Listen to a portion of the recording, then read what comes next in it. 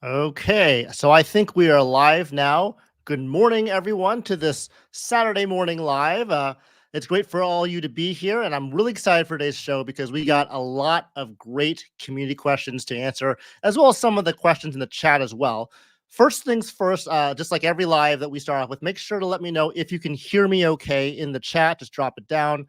Let me know that you can hear me loud and clear so that we can get those tech issues out of the way, and then we can get on to our favorite topic, which is credit cards.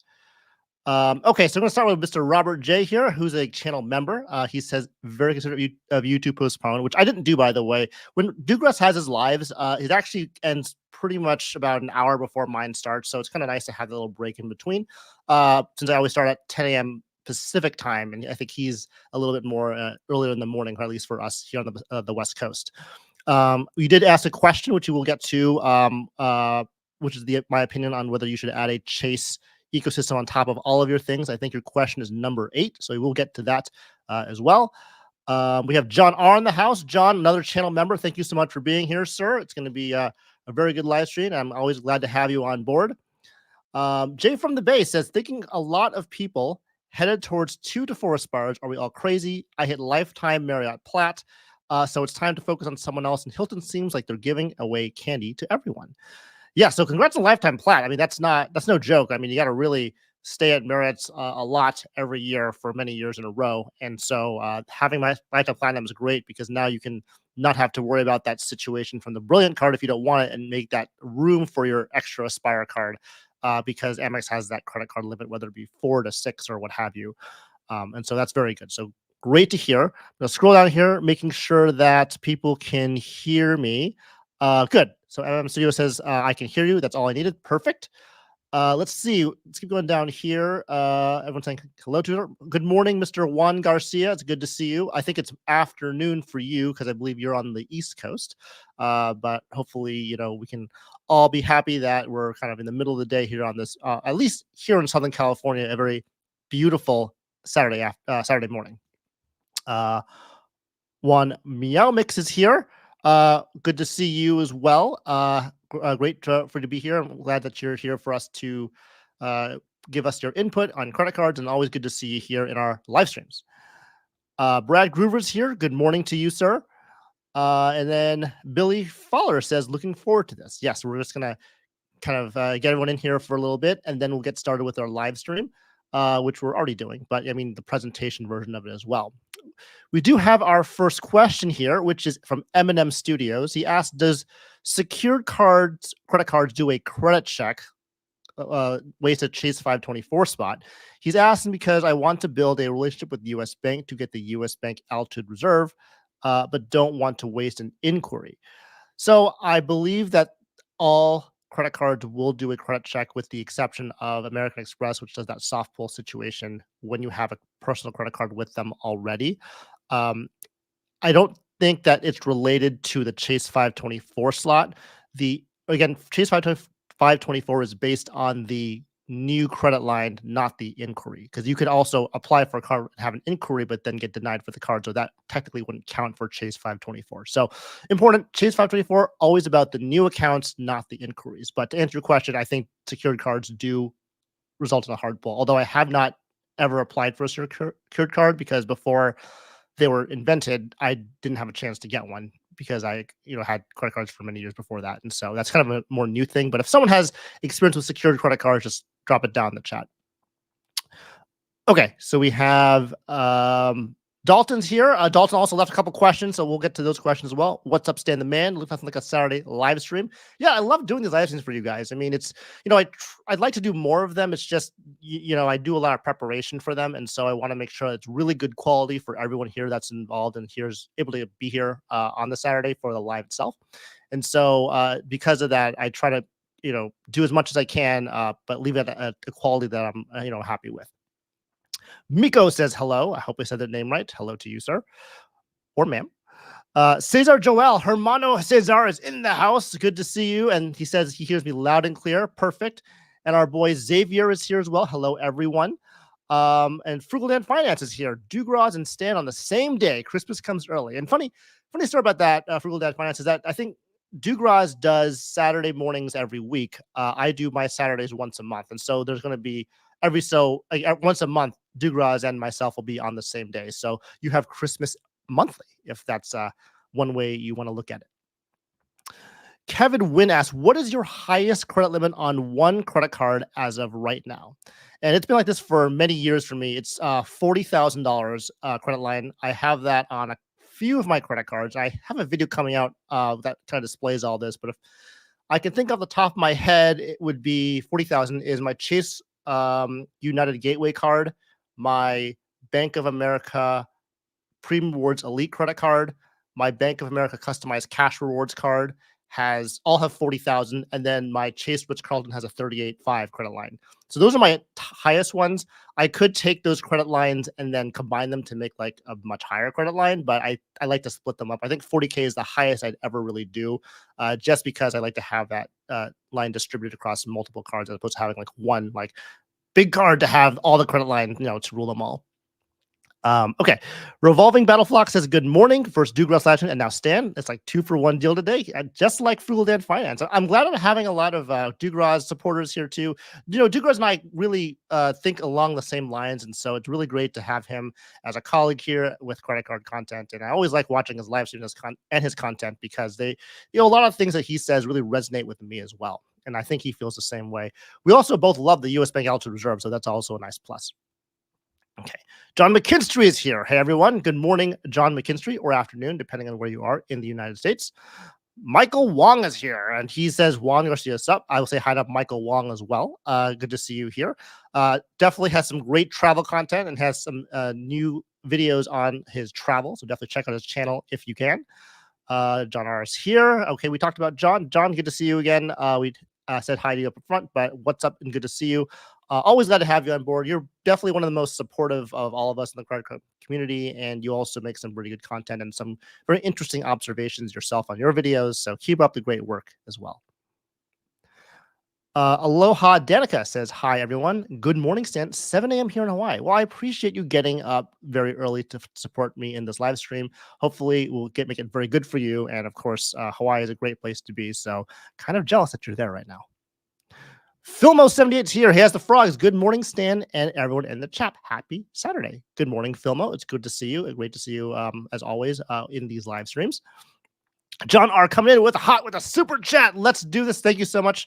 That's a $2 super chat. I really appreciate that. Again, John, great man. I'm really looking forward to hopefully seeing you in the New Orleans meetup. I believe you're going. I'll be there as well, and so it'll be really fun to meet all of you guys there at that assigned time. I think it's Saturday, 6 p.m. to 7 p.m. around Jackson Square area, around the Cafe du Monde, as Dugras said in his live stream this morning. Mr. Chad Money Minutes in the house, who is just we were talking about this. He's the unofficial or official coordinator of this meetup in New Orleans, which I'm very excited about. And I'm sure a lot of you who are going are also very excited about. And so any questions about the specifics, definitely direct that to Chad's Money Minutes. He also got a great channel, great, live streams and great content that he has his own views on things. And it's nice because, he's one of the older guys with family. And so I think it's definitely has a different twist to things as we all have our own different unique opinions about credit cards. So thank you much, Chad, for being here. DJ says hi from New York City. Hello there, sir. Good afternoon to you. An afternoon from Texas, SN770. I want to say you left a question. I can't remember, but maybe it's just someone with a name that's similar to yours. Okay, perfect. So I think we're doing good here. Miko has a question. He says his year is up on the Chase Boundless card. He wants to get the Brilliant Amex and product change to the Ritz and run the FNC strategy. I thought when I started last year, I could get the bonus. So yeah, unfortunately, you have that situation where you got the Chase Boundless last year. I'm assuming it was last year. So you have 12 months elapsed. You will need another 12 months before you're able to get the Bonvoy Brilliant card. And, you're in the first part of the strategy, but after that second year ends, you're going to have a lot more opportunity to get the Brilliant card and the business card. And you want to make sure you get the Brilliant card first, because once you product change to the Ritz, you're no longer eligible for the Brilliant welcome offer, which is really important because, as you can tell from right now, there's that elevated welcome offer of 185,000 Bonvoy Brilliant points. And so you don't want to miss out on that for sure. So definitely make sure you have the Brilliant before you purchase the Ritz. That's kind of my general comment to everyone who asks me a question like this. But unfortunately, yeah, you have to wait 2 years because of that stupid Chase versus Amex rule when it comes to the welcome offers. Robert J says he opens a US based checking before I applied for cards. It does help. Yes, I agree. It's not a requirement. There are a lot of data points out there that show that you can just open up the altitude reserve or apply for it, and it's fine. I like to maximize my chances as much as I can, and so I know the checking account is not required. But if you open one up and have that established relationship with the U.S. Bank, I think it does help with the approval process. And if you're denied, like I was initially, having that relationship, I think would help with the manual reconsideration, if anything at all. And so it doesn't really cost you that much money to open a checking account, anyways. You do have a minimum requirement balance, but in this stage of the game, if you can do it, I think that would be something to consider. Traveling Hatter says hello all. Okay, and then George Loveless says, does the Wells Fargo active cash points transfer to the autograph? So those are 2 Wells Fargo cards, and the answer is yes. I don't have those cards myself, but from blogs I read and also from information from the community, such as content creators who have the card. For example, Matt Clausen, who has a lot of Wells Fargo cards. He has confirmed that yes, that they do.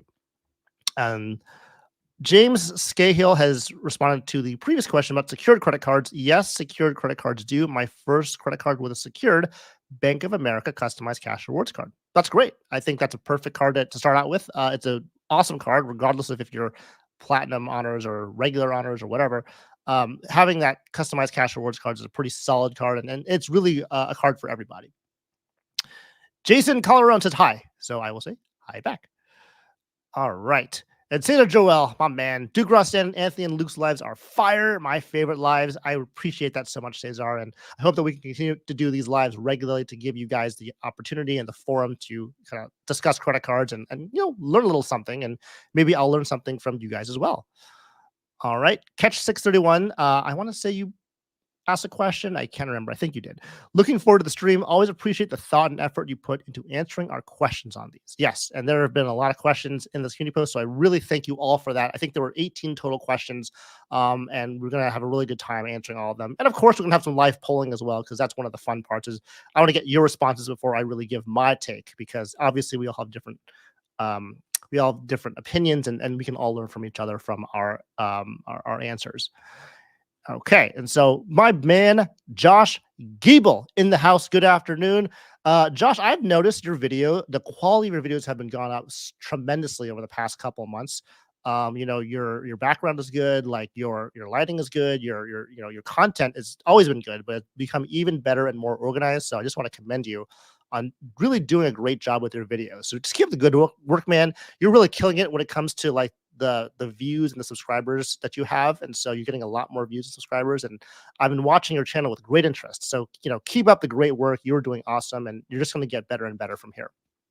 John R still here. He's in NOLA for sure. Perfect. He's going to meet me. I'm going to meet you. This is going to be a really fun time. I can't wait to meet all of you guys, and John, you as well, of course. Kevin Wynn says, what is mostly used credit card? I mean, put a lot of purchase on one card. So I think he's asking, what is my most used credit card? And that is clearly the US Bank Altitude Reserve card. I would say it covers about, if I'm not doing a welcome offer at the time, it covers about 90 to 95% of all of my purchases. Because I live in Southern California and there's tap to pay literally everywhere, you just literally take it. I have an Apple Watch and I just tap it on everything, and that's what I pay for most things. So highly recommend that card. So perfect. We got a couple super chats here. We got Miko here saying $2. Thanks. Guess I was confused. No problem at all. And we also got a $10 super chat from Kin Art. Kin Art says, thank you so much, by the way. I really appreciate the super chat. And, it really does. We do a lot of work for these live streams. And so, any little bit helps. And, we love to do it without the money, obviously. But I think, doing the money just makes even that much more sweeter. So we really appreciate, at least I really appreciate, the support.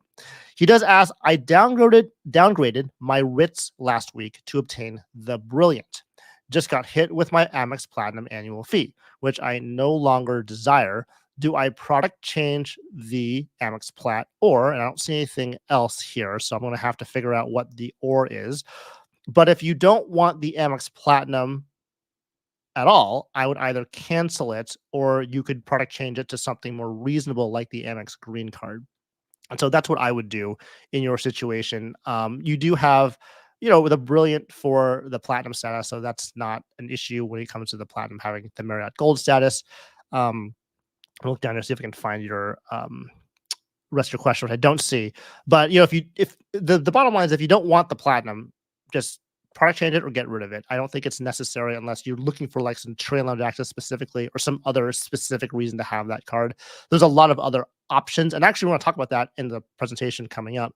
About different luxury travel credit cards, and there's a lot of options now, and so there's no reason to really just keep the platinum if that credits or the annual fee is really too much or that sort of thing.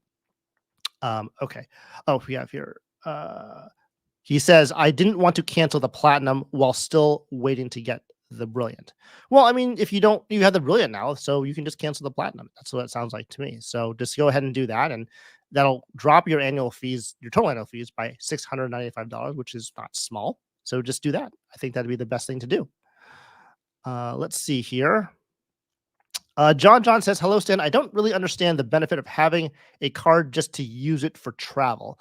I've been just translating or transferring rewards points into cash. So I think that's the crux of the matter for a lot of people. Some people prefer cashback. Some people prefer travel. I think the biggest thing about having a card to use for travel, at least in the context of what you're talking about, is when you transfer those points out to travel, those points become much more valuable than the standard 1 cent per point that you're going to get when you transfer it for cashback. Cashback is easy though. You just transfer out to cash and you just have it. And it's fine. It's very simple and it doesn't take a lot of effort and it's pretty nice because you get cash back.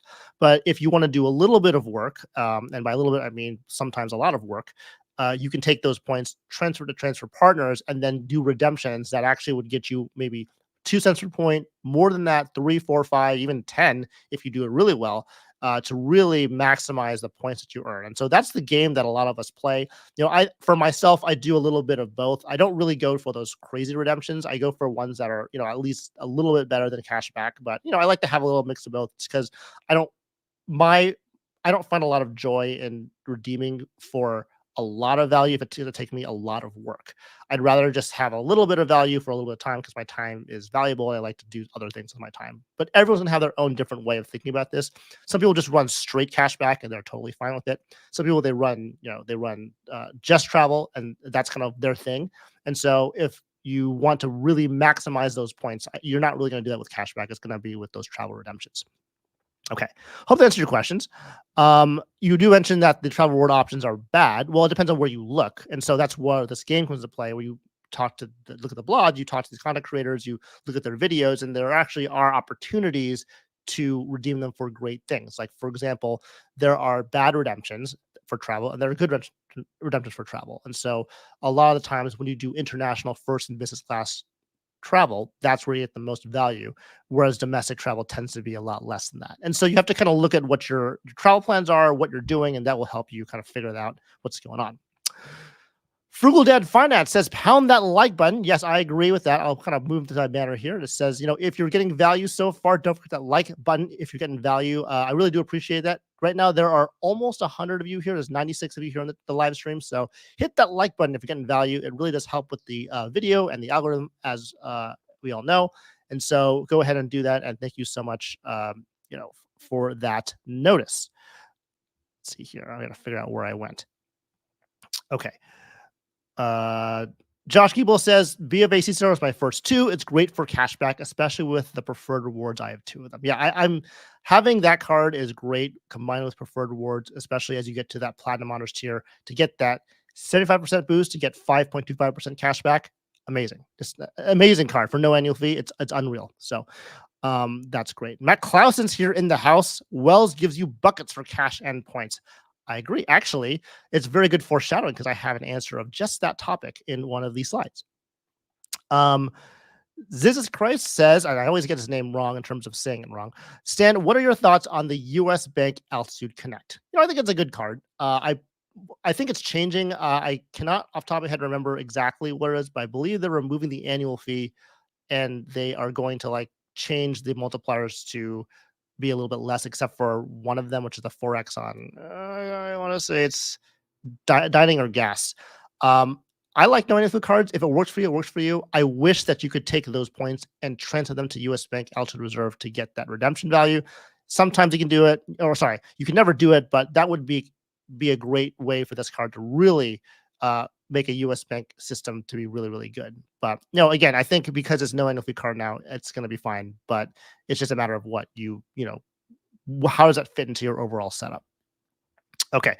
Okay. So there's a lot of definitely questions. We'll have to come back to that. I'm going to actually start the live stream because we got to get going. There's a lot of stuff to talk about.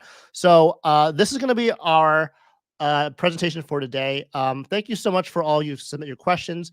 Again, there are 18 total questions, and so we're going to go through them. Some longer than others, just because I want to go into deeper into some of them. Shout out to DJ Boost Rain for just saying that he is looking forward to the Q&A, and he also will be on a plane. So hopefully, if you're on that plane, you can watch the live stream. Just from my own personal experience, if you're flying Southwest and you have Wi-Fi, they allow YouTube, and their YouTube streaming on the plane when you're flying is actually good enough to watch live streams, which is, I think, really, really cool because I've done many flights where I've watched live streams of my other fellow content creators while I was there. And it was a great way to just kind of pass the time and, talk to drop some chats in there and that sort of thing. If you fly United, they do not allow YouTube on their Wi-Fi at all. And that's the one thing I don't like about United is that they are YouTube unfriendly with their Wi-Fi. So there's that. But just want to give that update. I don't know if any of you guys fly Delta or American Airlines, if you have any YouTube related internet Wi-Fi recommendations, if they have it or not. And if you do, just drop it down in the chat so we all can know. Okay, so the first thing I want to mention is that there will be polls in this. There's only going to be 3, I think, and they'll be kind of in the front half of this live stream. If you have not seen this before, what I want you to do is go to menti.com or look at that or scan the QR code, and you can actually get to the polling situation where we can actually hear from you anonymously what you think about when I ask certain questions along the way. And so I'm going to do that myself right now. And so I'm going to go to menti.com, and I'm also going to switch my screen up so that I can show you what is going on there.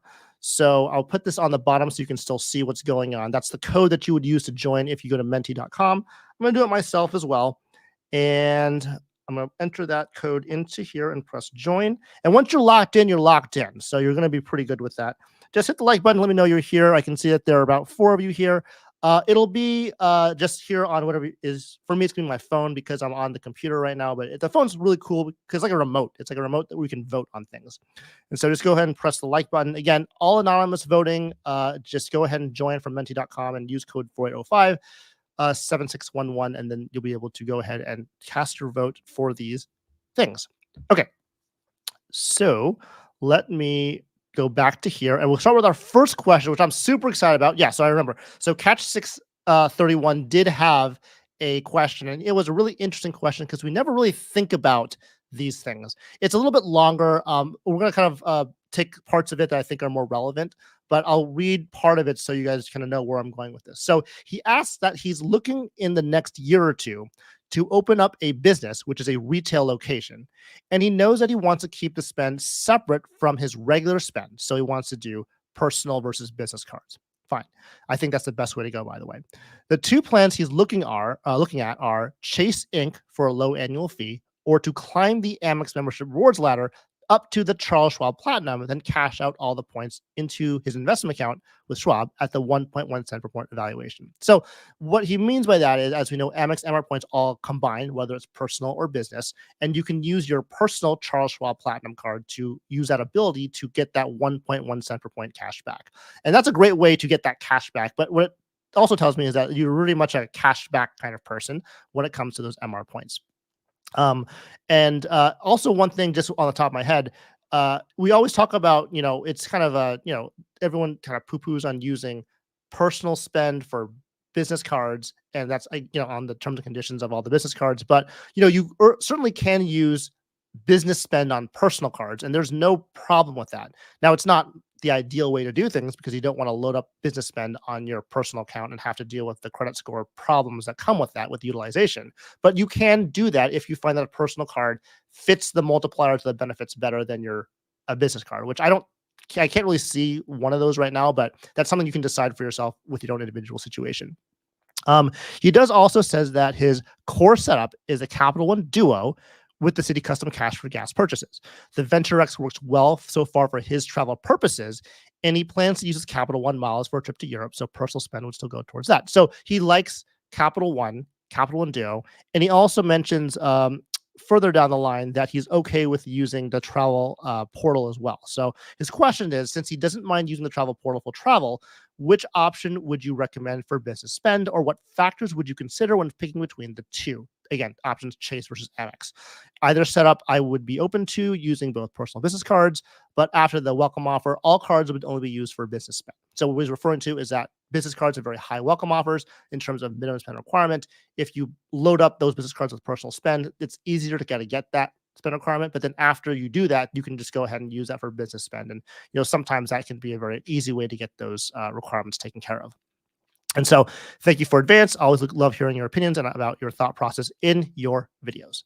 So that was a big question. I'm going to start off first because I think some context is needed for this question first. And the first thing I would say is there's a disclaimer. And I'm not an expert in entrepreneurship, so I want to say that first. And also, I have never opened a retail store, nor have I ever tried to open a retail store. And I think having saying that is important because the person that you want to ask this question to is typically someone that has done this successfully before.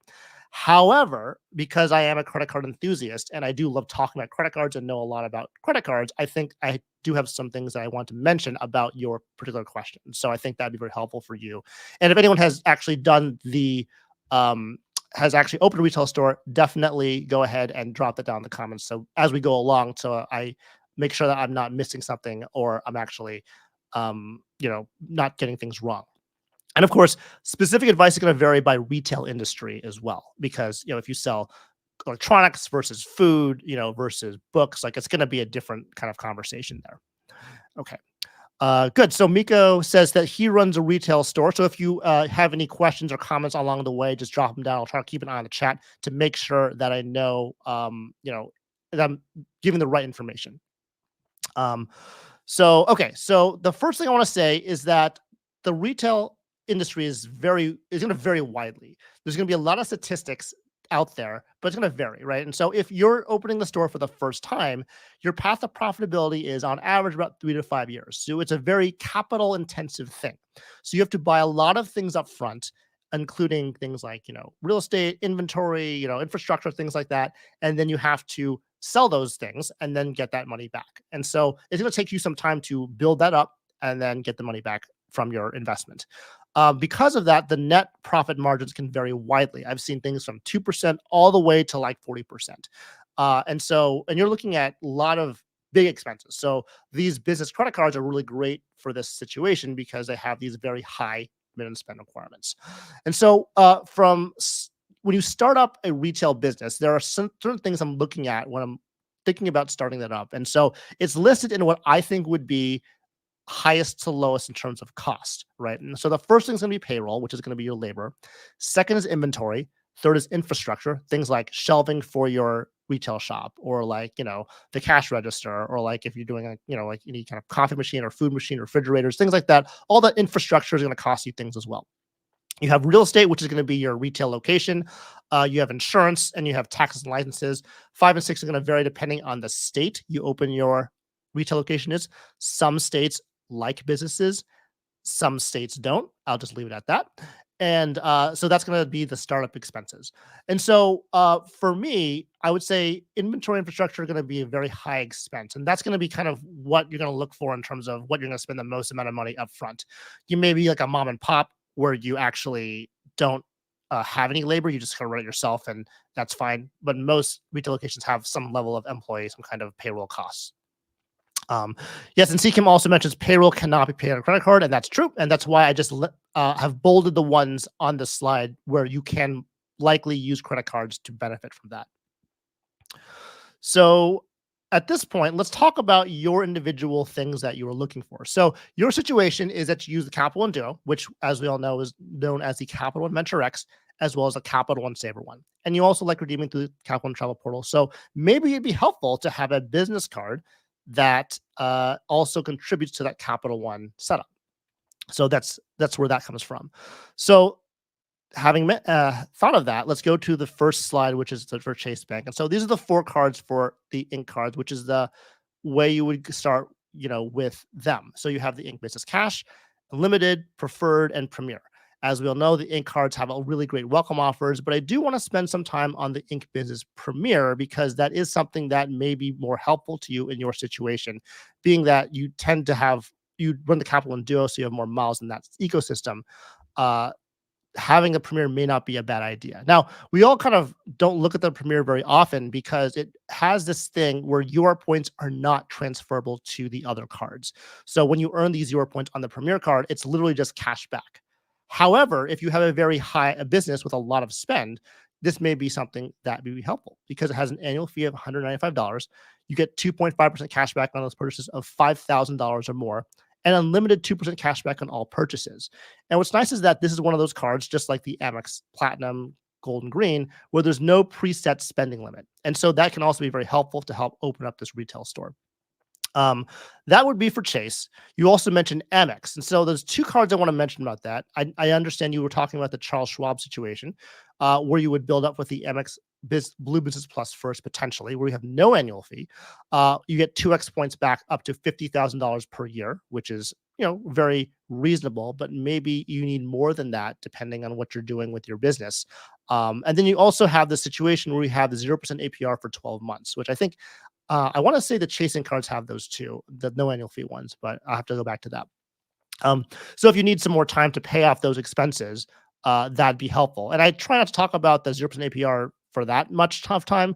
I just do it in this situation because for businesses, when you have a very capital intensive business, this is going to be very helpful to help cash flow things, especially when you're trying to build up inventory and kind of build out that store. Another option that a lot of people don't talk about, but haven't mentioned in the past, is the Amex Plum card. So the Plum card is this interesting card where it gets you 1.5% cash back on all purchases if you pay your balances. I think it's 10 days before the statement end date. With has no preset spending limit. It's got a $250 annual fee. But the benefit of this card is that it really helps get you that 60 days back to pay your stock with no interest. And that's helpful because if you're doing something like retail with inventory, you have to buy the widget, then you have to sell the widget, but you have to front the money first before you get your money back when you sell it. And so it may take some time to sell the widget. And so while you're waiting to sell the widget, you have this card to help you cash flow and not have to have everything sunk into the cost, and you have money in your bank to run your business as opposed to having it sunk just in inventory. And so that's one thing I would take a look at as well. The other thing I want to mention is that there is this Capital One business card, which is the Venture X, which is very similar to your Venture X card. Again, same annual fee, same travel credit, 2x on everything, which is something you enjoy, no preset spending limit. And you also have this really awesome, in this context, awesome welcome offer where you earn 150,000 miles for 30,000 spent in 3 months. I would argue that if you are starting a retail store, you will spend $30,000 in 3 months. And I think it's going to be a hands down that's going to happen. And so if you want to keep all the points you have in that ecosystem that you already use with the Capital One Travel Portal, and you're like really good with that, I think this is a great card for you. I think this would be another option to consider, especially in your specific situation, depending on how you want to do it. Again, this card also has no preset spending limit. And with businesses with inventory, I think those are really great cards to have because you never know how much inventory you're going to need until you kind of establish that baseline of what's going on with your business. Um, okay, so the next thing is we're going to talk about a poll. I do have recommendations for you, what I think you would do. I'm pretty sure a lot of you know already what my thought is going to be, but I want to hear from you first. So the first thing I want to do is, again, go to poll. We're going to do the first poll here. We're going to go to menti.com, scan the QR code or enter the code.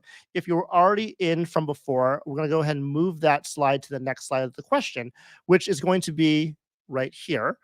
It's going to be, what credit card would you use to start a retail business? I would say tailor it to what his question was, and we're going to go ahead and start the polling right about now. So these are your options. You have the Blue Business Plus, the Amex Plum Card, the VentureX Business, the Inc. Cash, and the Inc. Premier. If you haven't joined yet, this is the code on the bottom. I'm going to go ahead and submit my response as well to see what would be the best thing for you. And I'm going to go ahead and submit that here. We'll take a look at what's going on with the polling here. So far, it's really it's kind of even. I think some people like the Blue Business Plus. Some people like the VentureX Business. Some people like the Ink Premier. I see no one is choosing the Ink Cash because no one wants, I guess, that card to be part of that. But it looks like it's fairly even. And it's a very general question, too. Everyone has their own ways of thinking about it. But I would say that the no preset spending limit on these cards is really what you're looking for, especially for the retail business with the inventory situation. And so that is what is looking at on the poll. So we have about 15 people voting so far. But it looks like it's pretty even between all four of those cards, which is interesting because that means there's really no set consensus about what is really going to be that card to use for that retail business. So it's really going to be up to you. Um, uh, is it Catch 361 or I'm sorry, I get your name wrong for that. And so let's go and switch back to the poll here. And so we're going to end here. So it looks like about even. Uh, Basically, no one wants any cash, but all the other cards are certainly reasonable to choose from. So if we do that, we'll go back to here, and then we will say what I would recommend are these things. And so, fortunately, I didn't check pick the Chase in Cash either. Personally, I recommend the Capital One Venture X for the business, just because it has that great welcome offer. It fits your personal setup already. You can split your expenses between personal and business, no problem. And so I think that would be the best, I think, fit for you and your situation. The Ink Premier is also pretty good. I think that's the next thing I would think about, just because it has that extra 2.5x for 5K purchases. You can't really use those points for travel, but they do give you a really good cashback multiplier. So if you have a lot of expenditures for $195 annual fee, it's pretty good reason to get that card. And of course, we have the Blue Business Plumber Plum as my third recommendation. If you want 0% APR, perfect. I think that would be a good no annual fee option to start out with. Excuse me.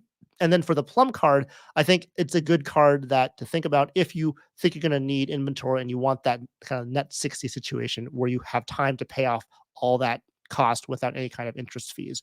And the option to earn 1.5% cash back if you can pay that off early as well.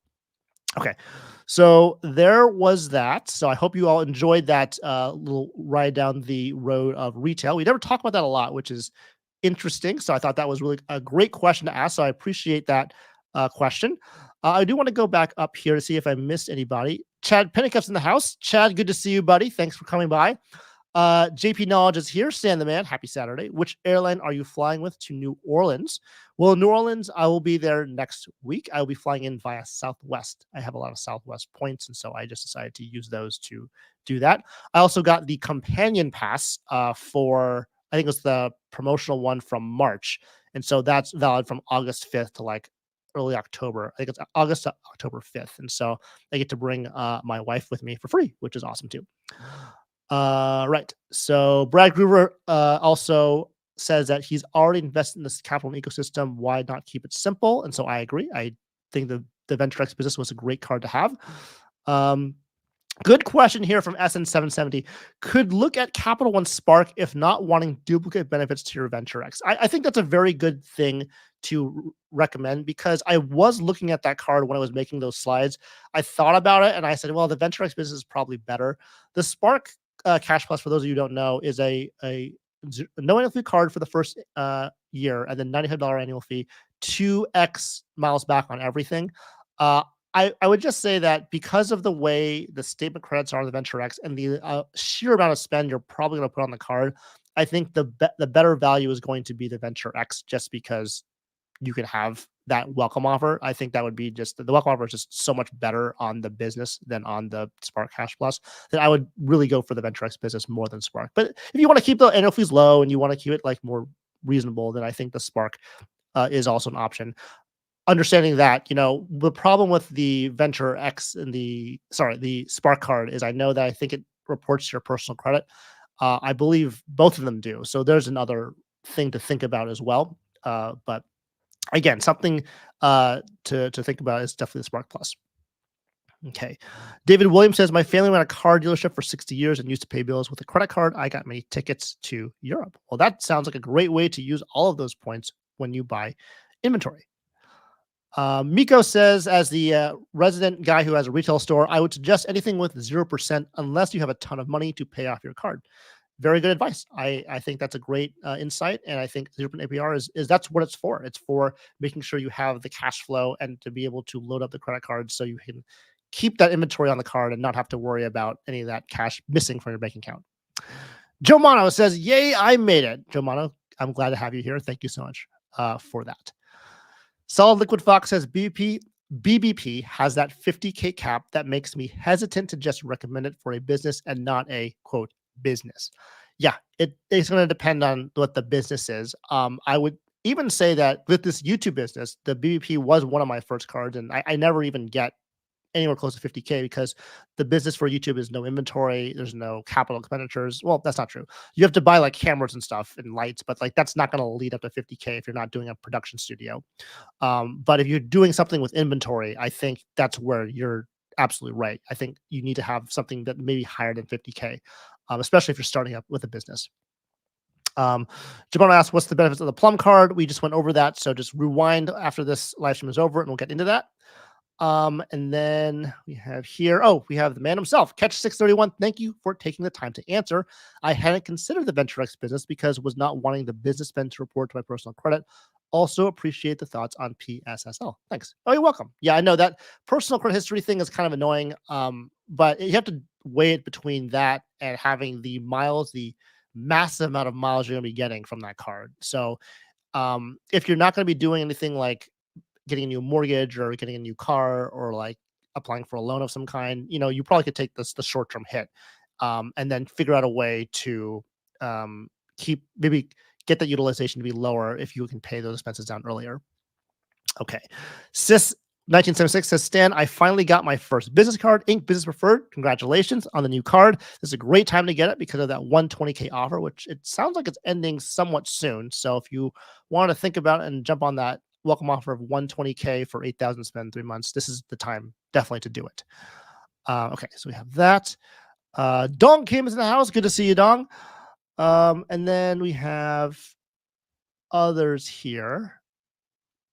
Ooh, we have a really interesting comment here by Miko. The VentureX business does not report to personal credit. Well, that's true. I think, Catch 631, I think you're going to be in a really good spot. That would be something that would be like the one negative I would think of the VentureX business. But if it's not there, that's not there. And you can really enjoy all those benefits without having that issue of the utilization on that personal credit. That's perfect. My boy Fireside Chat's in the house. Good to see you, buddy. What Marriott would you suggest for someone who travels about 120 days a year? That's a lot of traveling. That's a lot more than I have ever seen. But I know that there are a lot of those people out there who travel a fair amount.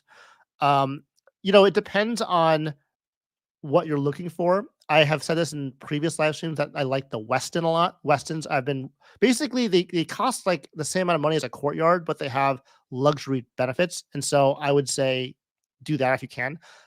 When I was traveling regularly and staying in hotels, I thought Courtyard was a great option. It was just kind of a run-of-the-mill mid-tier hotel, and you get pretty good redemption values for Courtyards as well as Westins. And so I would say those are the two I would think about for someone who's doing business traveling, but of course they could also help or work for personal travel as well.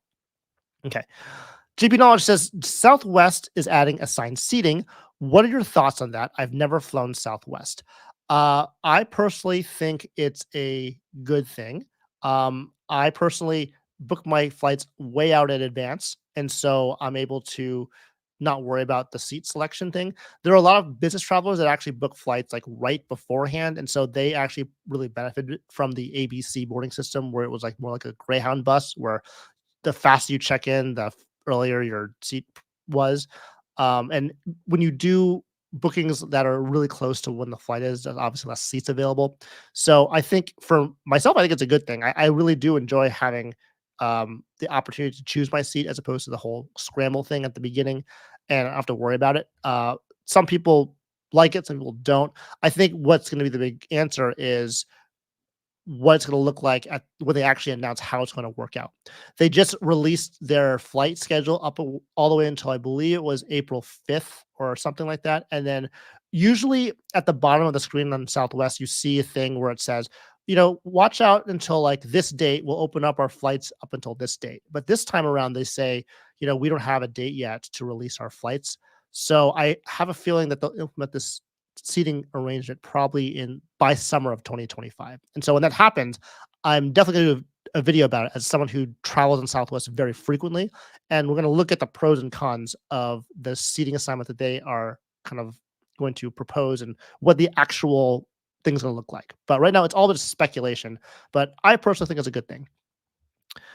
So Carib Dude is here. Happy weekend, sir. Just came by to say hi. Hello. Thank you for stopping by. Appreciate it. And then Kevin Wynn says, what do you think of Capital One, Saver One, Wells Fargo Autograph, and Venmo credit card? All credit cards have no annual fee. I think they're all fantastic cards in their own right. Yeah, I have not much more to say about that other than the Wells Fargo Autograph has the broadest coverage. The Capital One Saver One has obviously really great coverage for dining and groceries. And then Venmo has that really nice situation where they get 3% cashback on things like on these, I think it's two categories you can choose, or the two highest spend categories. That does include things like wholesale clubs, which can be very helpful. Okay.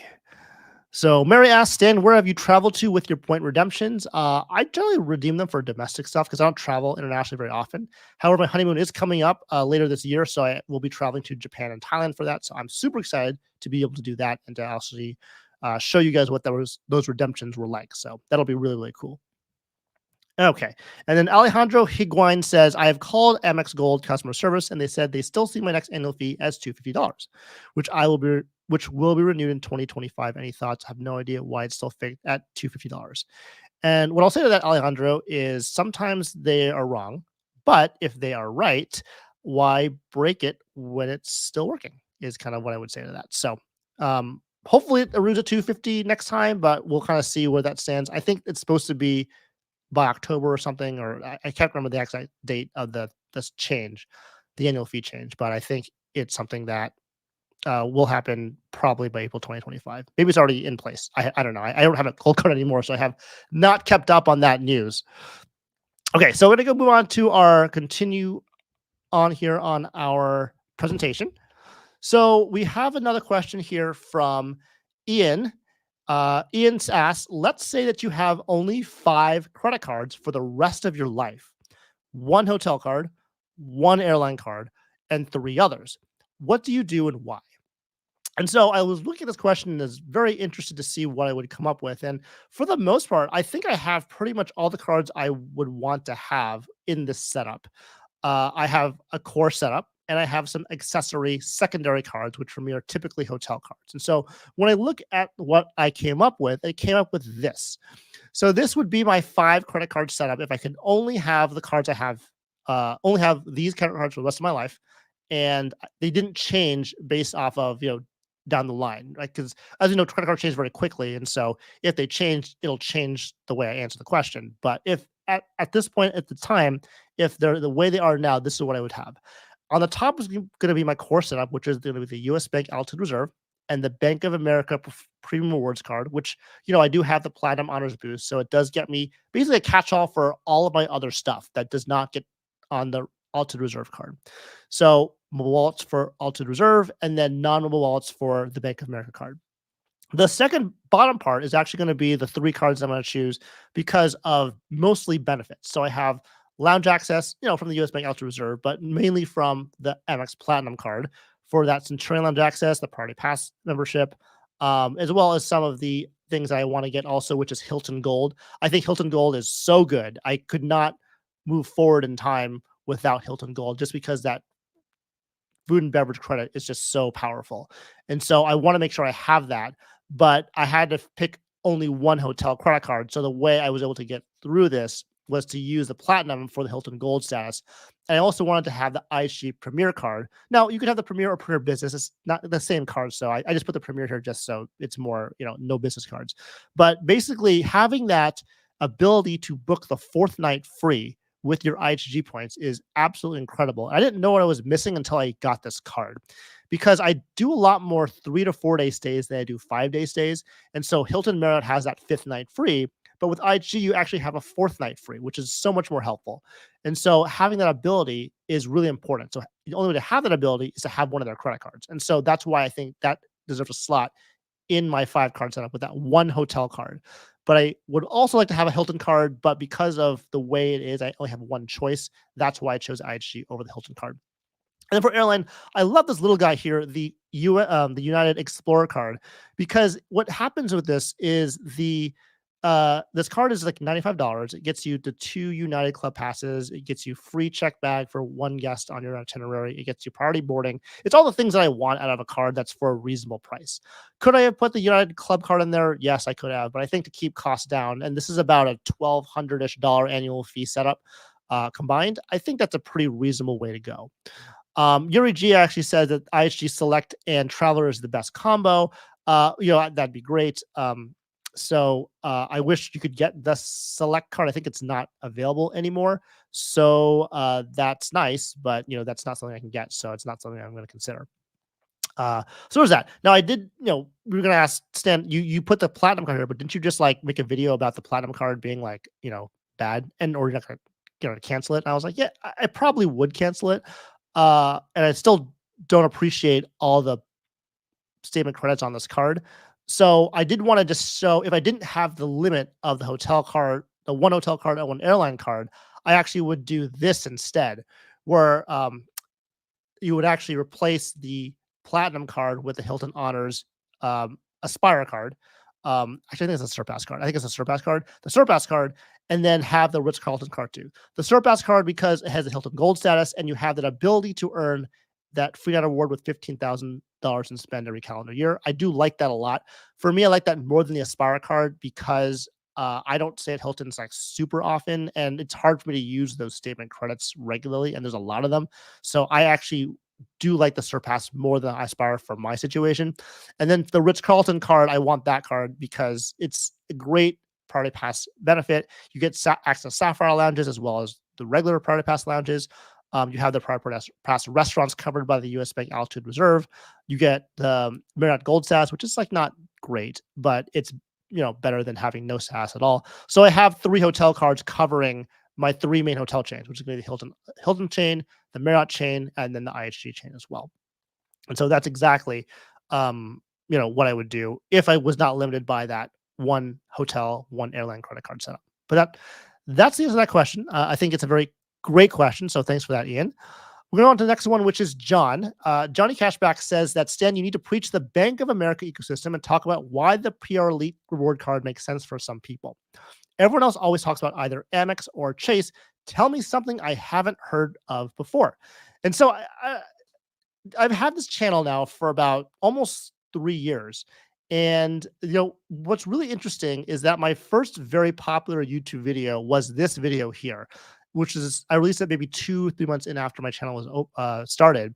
It was the unboxing of the Bank of America Premium Rewards Elite credit card. And at the time, it did just come out. This is March of 2022. And everyone was like, this card sucks. Like, it doesn't like work well. Like, why would you get this card? It's like a lot of money. And like, it does the same thing as a premium rewards card. And so I actually agreed with him at the time. I thought it was a cool card, and I thought it'd be a cool thing to show to people, which, was a great thing. Some people, got their start on YouTube with the platinum unboxing or like the gold unboxing. Like mine happened to be the Bank of America Premium Rewards Elite unboxing. And so I was one of the first people to get this card and show this card, and unboxed. And so I think that was a really good thing for my channel. But at the time, the point I'm trying to make is at the time, that card kind of sucked. And it did. It's fine. But as we move forward in time, it's very interesting to see how much this card has gotten better without this card really changing at all. After it was started in March of 2022, it hasn't changed in terms of its benefits or things. But what has changed is that the other cards that were there has gotten nerfed. Specifically, you've had increasing annual fees from Amex, and you've had Priority Pass nerfs. So you've had nerfs on the Chase Sapphire Reserve Ritz-Carlton card, losing those Priority Pass restaurants, whereas the Priority Pass from the Bank of America PR Elite card includes restaurants unlimited in that version. So you really can get access to Party Pass restaurants for this card for that annual fee. And just like the Capital and Venture X, it actually does give you free authorized users, which is okay, but that's not the way you get Party Passes on this card. You actually can go to this website. Let's go here real fast. You can go to the website and actually just sign up for 4 priority passes under different names with one card. No authorized users needed. And I think that is way more powerful than what Chase and Capital One does, because you have to get an authorized user first, and then each user will get their own Party Pass. But you can get up to 4 Party Pass memberships with Bank of America just by signing up for one card. And what's nice is that these Party Passes are just like the ones you have in the standard card, where you can get unlimited Party Pass membership for airline lounges, but also for restaurants too. So that's super cool.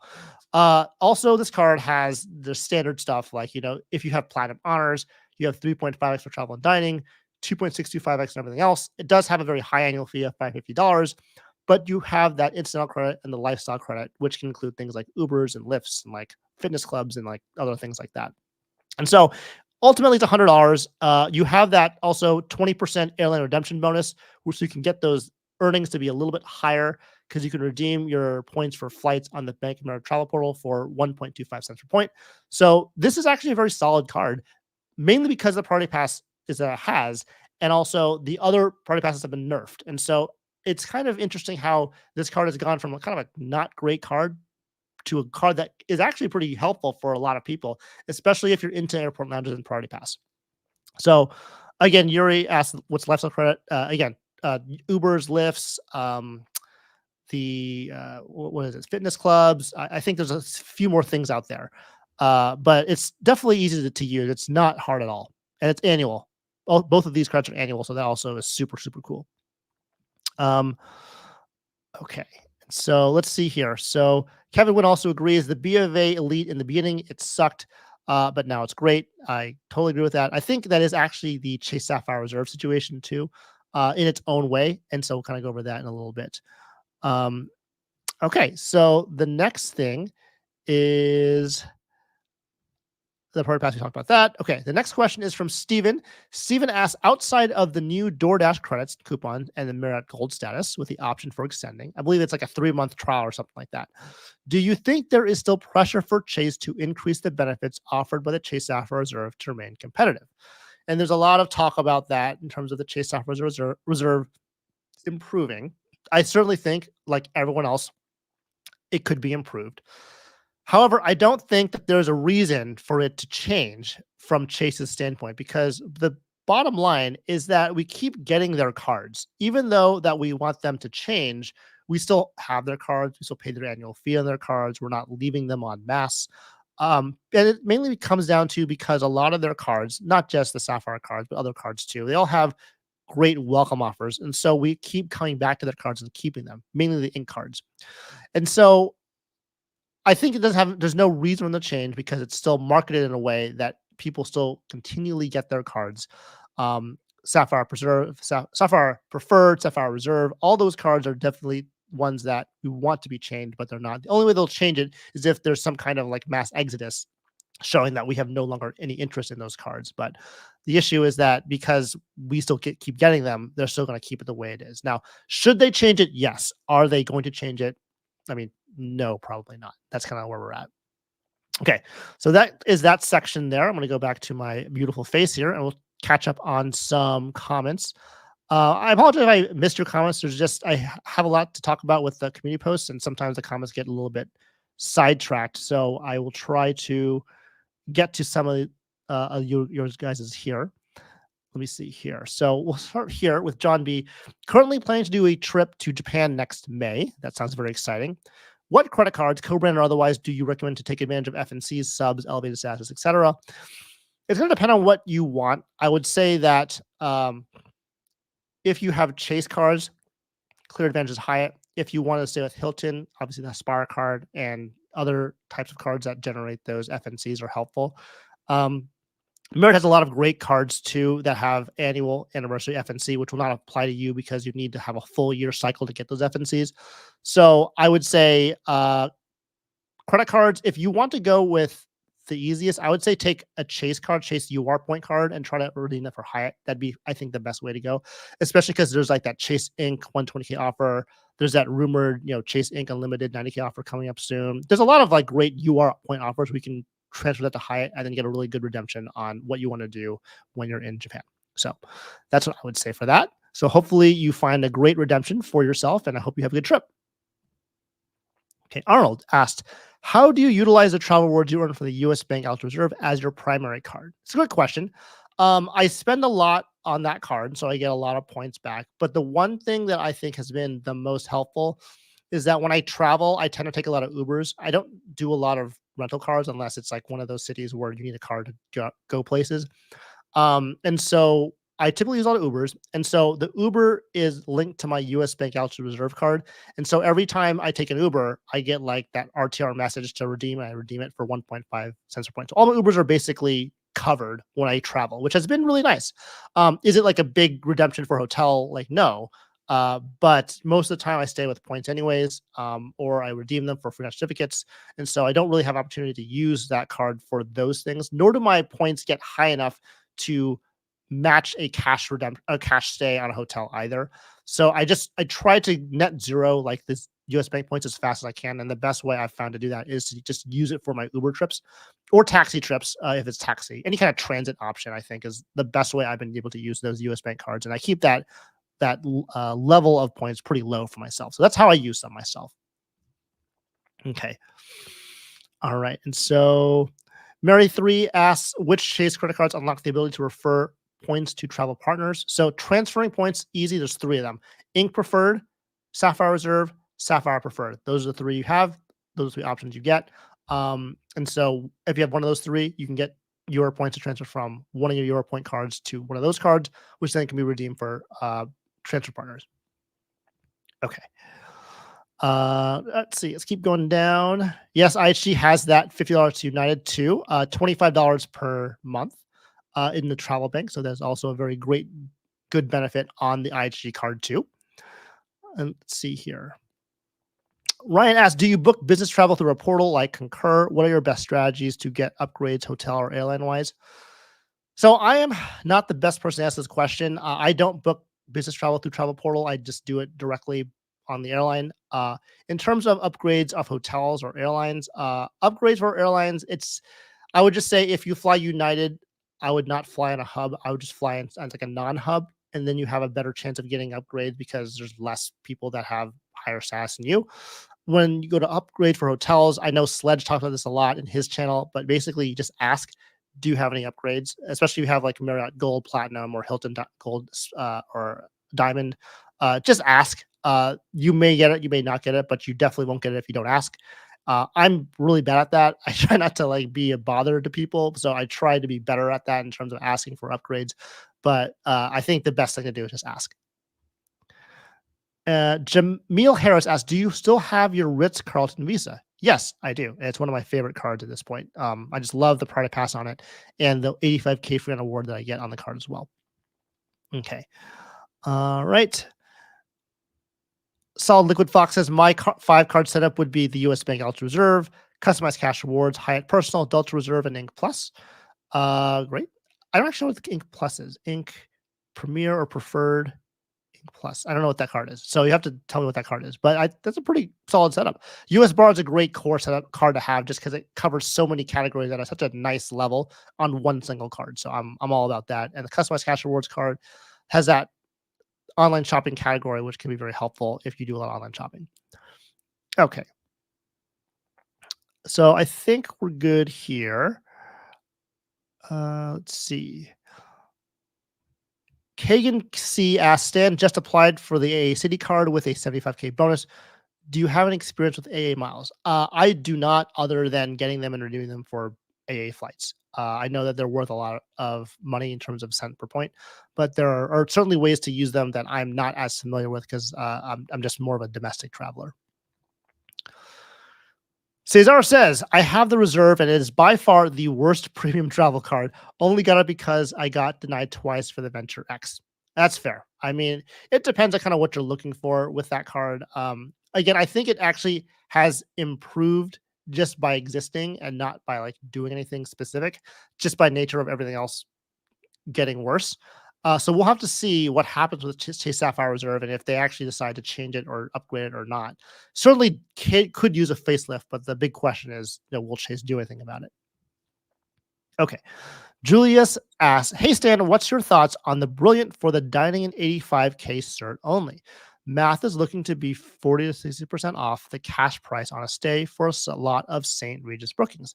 Yes, you could use the 85K cert for one of those bookings, and it can be very, very helpful for that. Because you can use the dining credit, which is very flexible at $25 per month. That's $300 total. That will drop the effective annual fee from $650 to $350. So you're really paying for a $350 annual fee for 85K free on award. So any room that's above 350 that you are getting from that cert is going to be positive value. So yeah, I think if that's something you want to do and that's the way you want to play it, that's fine. You get that platinum status too, whether you use it or not is up to you. But I think if you stay at one of those properties, you'll probably have access to some kind of club or something like that. They'll help you give some more of a bonus and maybe an upgrade, to your stay as well. So I think it's a great way to go if you could find that great redemption. So big fan of the brilliant card for sure. Okay. Right. Donkin says, "Great time to shop in Japan due to strong dollar yen conversion. Nice watches in high demand." Very good to know. I'll be there in a couple months, so maybe we'll have to partake in that. Okay. All right. Cesar saying reserve is trash. Yes. Yes. Cesar has very strong opinions on the reserve, which is totally fine. He also loves Hilton too. And Hilton's part of American Express. So there's that as well. Chad Pennycuff says, "I downgraded the CSR to OG Freedom after they killed restaurants. Out of the 120K CIP to get my transfer partners back. Great way to go. I think the Ink Preferred is a great way to have access transfer partners and that 3x travel category, which is really nice to have for UR points. And so I am 100% behind that as well. So big fan of the Ink Preferred too. Okay. All right. And so we're going to go ahead and get started again with our next question here, our next slide. So Manny C asks, "Planning a trip to the Maldives in 3 years." And so we're all, Maldives is a great place to go, but it's one of those really high redemption things. "I want to use a Hilton points to book 6 days, one with the FNA. And the reason why he's doing that is because you get that 5th night free. So if you want a 6-day stay, 5 nights with the 5th night free with points, and then one with the FNA. Do I have enough time to start with the no annual fee card, or should I start with the Surpass? Any other tips to achieve this goal?" And so what he's describing is going up the Hilton ladder to get the welcome offers, to get enough points to get a 6-night stay at the Maldives. Okay. So from the start of things, obviously getting the Aspire card is going to be part of this because you want to get not only the welcome offer for the points, but also the FNA about a year before you go. So you have time to redeem that exact point. So the first thing I think would be reasonable is to figure out how many points would it take to go to the Maldives for 6 days. And so I did that. And so let's go over that here. So I chose this property in some random date in July of 2025, and it was a Hilton Maldives Emengiri. Sorry if I butchered that name. Resort and Spa. That was the one that was the most reasonable and affordable that I could find in the Maldives. And so what you're looking at is 2 different rooms, 1-bedroom beach pool villa and a 1-bedroom overwater pool villa. And what you will first notice is that they're about the same price in cash. Actually, the better room, the 1-bedroom overwater pool villa, is cheaper than the actual 1-bedroom beach pool villa. And so if you had a 1 free night certificate to use for one of these rooms and you just pay this with cash for 5 days, that'd be approximately $5,000 for the whole stay. Very expensive. You'll also notice that when you look at the points per room, one of them is actually somewhat reasonable at 110,000 per night, which is the 1-bedroom beach pool villa, whereas the 1-bedroom overwater pool villa is 381,000 points per night, which is insane. So if you were to use the points redemption for the overwater pool villa, that's about 1.5 million Hilton points for that 5-night stay, including that 5th night free, whereas it's going to be about 440,000 for the 5th night free when you look at the 1-bedroom pool villa on the other side there. So one gets you a 1.325 cent per point redemption, which for Hilton I would say is pretty good. One gets you a 0.375 cent per point redemption, which is not so good. And so the thing though is that if you do have the Hilton Aspire card, you do have the chance to upgrade your room to from that lower room to a higher room if you have the Hilton Diamond status. So there's that possibility, but it's not confirmed. Yuri pops in and says 100K is a standard rate, 381K is a premium rate, and it's absolutely true. Point of the story, though, is that one is significantly more pricey with points than the other. And so now that we kind of understand that, and we're thinking of maybe doing the more reasonable redemption, which is the one bedroom beach pool villa, we can then create a plan to say, well, we need approximately 450,000 Hilton points, for the actual booking plus a free certificate because you get that fifth night free. You also need to complete this in 3 years. And then, based on kind of what you look at, there's also that cash versus buying points scenario. So you'll see that actually buying points at a discount could also actually make this a lot more reasonable when it comes for paying it for cash. And so we'll go into that in one moment. So the way you can get to 450,000 Hilton points is basically looking at welcome offers. I just pulled this off the Hilton website or the American Express website like yesterday. And so these are kind of the standard points you get. You get about 80,000 for the regular honors. You get 130 for the surpass. You get 150 for the aspire and 130 for the business as a standard offer. Obviously, there's going to be elevated welcome offers here and there, but that's kind of what you're looking at from the standard. So we'll use those as our metric on how to get 450,000 points. So if we go back to the offers and you look at these things here, if you spend at the 3x level to make the welcome offers based on the minimum spend requirement, for example, $2,000 on the Hilton Honors card, that's 3x times 2,000, 6,000 points. So those are the total values you're going to get. I'm sorry, I think I got that math wrong there on the top part. But basically what you're going to look at is the total of all of these points together. And just to make this math better, I'm sorry about this, but just pretend the Hilton Honors welcome offers is like 95K or something like that. That's where I get the 101K from.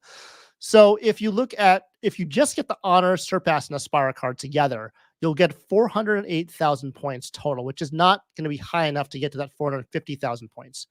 However, if you use the Surpass, Aspire, and business cards, you do get to the point where you get above the 440,000 point threshold to get all the points needed for that particular booking. So I personally think that if you're looking to get this type of redemption, starting with the surpass may be better, understanding that there may be family language in the future, but it would be okay to kind of just not deal with that at this point because you want to get the amount of points you want by 3 years. Now, if you have time to get all 4 of them, that would be great too. I think you certainly have time to do that, but you're going to need to get, these cards, at least the Surpass, Aspire, and maybe even the business to really get to that 450,000 point threshold to get the points you need for those Hilton bookings.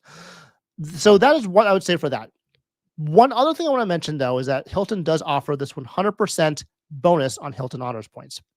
And so if you look at this slide here, you can see that when you buy points at a certain time, you can actually get a 100% bonus. So you're buying the Hilton points for 0.5 cent per point, which is a pretty good deal.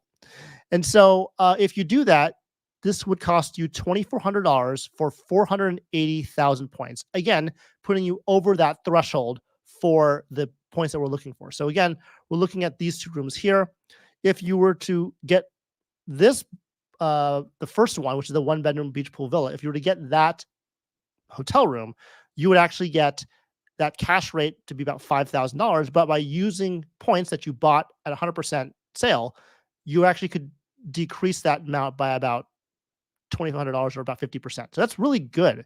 It's a way to think about redeeming for points with Hilton, using the 5th night free benefit to get you a better value using the sale on points to make that booking. So if you were to time it so that you had 100% booking right before you went and you were okay with spending that cash on the room instead, that would be another way to do it as opposed to just spending on a welcome offer. Now, doing it with points or buying points is not free by any means, but it is getting you a significant discount if you were to buy points versus buying the room with cash.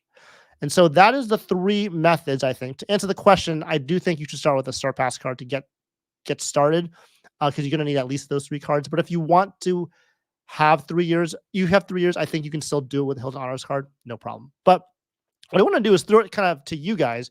If you were in that situation, what exactly would you do? Would you actually go ahead and how would you pursue the redemption to the Maldives? Would you do it by points? Would you do welcome offers? Would you buy cash, or would you basically buy points? What exactly would you do? And so I want to hear from you guys. So this is going to be the slide for that. So go ahead and if you haven't joined yet, go to menti.com and use code up down the screen. I'll also put it down here on the bottom so people can see. And so it looks like a lot of people are starting to vote now. And so I'm going to go ahead and also put in my 2 cents on how I would do this too. And so it looks like we have a lot of people that don't like cash, which is reasonable because the reason why we're here is to get discounts or deals on what we're doing. Understanding that buying points actually on 100% sale is still technically cash, but you were getting it at a significant discount compared to if you were to buy it straight out from cash. We also have the welcome offer. So it looks like about 8 people were voted. So I would just say it looks like a lot of people do prefer to buy points on a 100% sale. And that exactly would be what I would look for too, because I think it's a really cool thing to do, especially knowing that if you're going to Maldives, you will be spending a lot of money anyways. But if you have 3 years to get there, certainly just doing it by welcome offers is a great way to go too. But sometimes it's hard to plan out for those things. There's going to be point evaluations, prices will change, things will change. Looks like there's a lot more people that are looking for welcome offers, getting that deal just based off of their organic spend. That's exactly what they like too. But what I'll take away from this slide is that no one wants to use cash, which I think is good because cash is definitely the worst way to do this. Unless you wanted to confirm the overwater pool villa. Like if you want to confirm that and make sure you had that for sure, then I think you could consider doing that. It's still kind of a lot to really reserve that. And maybe it's better to just use the diamond status to hopefully get that upgrade. But again, I'm really happy that about 15 people voted. Looks like it's more people for buying points on sale and less for welcome offers. Nobody with cash. All right. So very interesting. So thank you for doing that as well. And so we'll go ahead and move on to our next question, which is Mr. Dalton. He says, hey, Stan, for people who travel occasionally and that often and use points for cashback redemptions, what point currency gives you the most value? Example, Chase or deposit to bank account, or Amex MR redemption to Schwab, or Amex checking, etc. I would say that for me, it depends, right? And also I want to mention here that Robert Jacobs has a very good thought here. Start with the welcome offers first, then buy the points you still need. I think that's a great way to do it. I also recommend buying points when you have a redemption to buy, to do, for sure. And so back to this question. It depends on the situation, right? And so for me personally, it's the U.S. Bank Altitude Reserve. That's the best way to me for it cash back, basically. I think Chase is a great option. It has the most flexible way to redeem for cash back. I would say Amex is also doing the way you describe it with the Schwab redemption versus checking account or checking account, whatever. The problem with Amex is that you have annual fees too.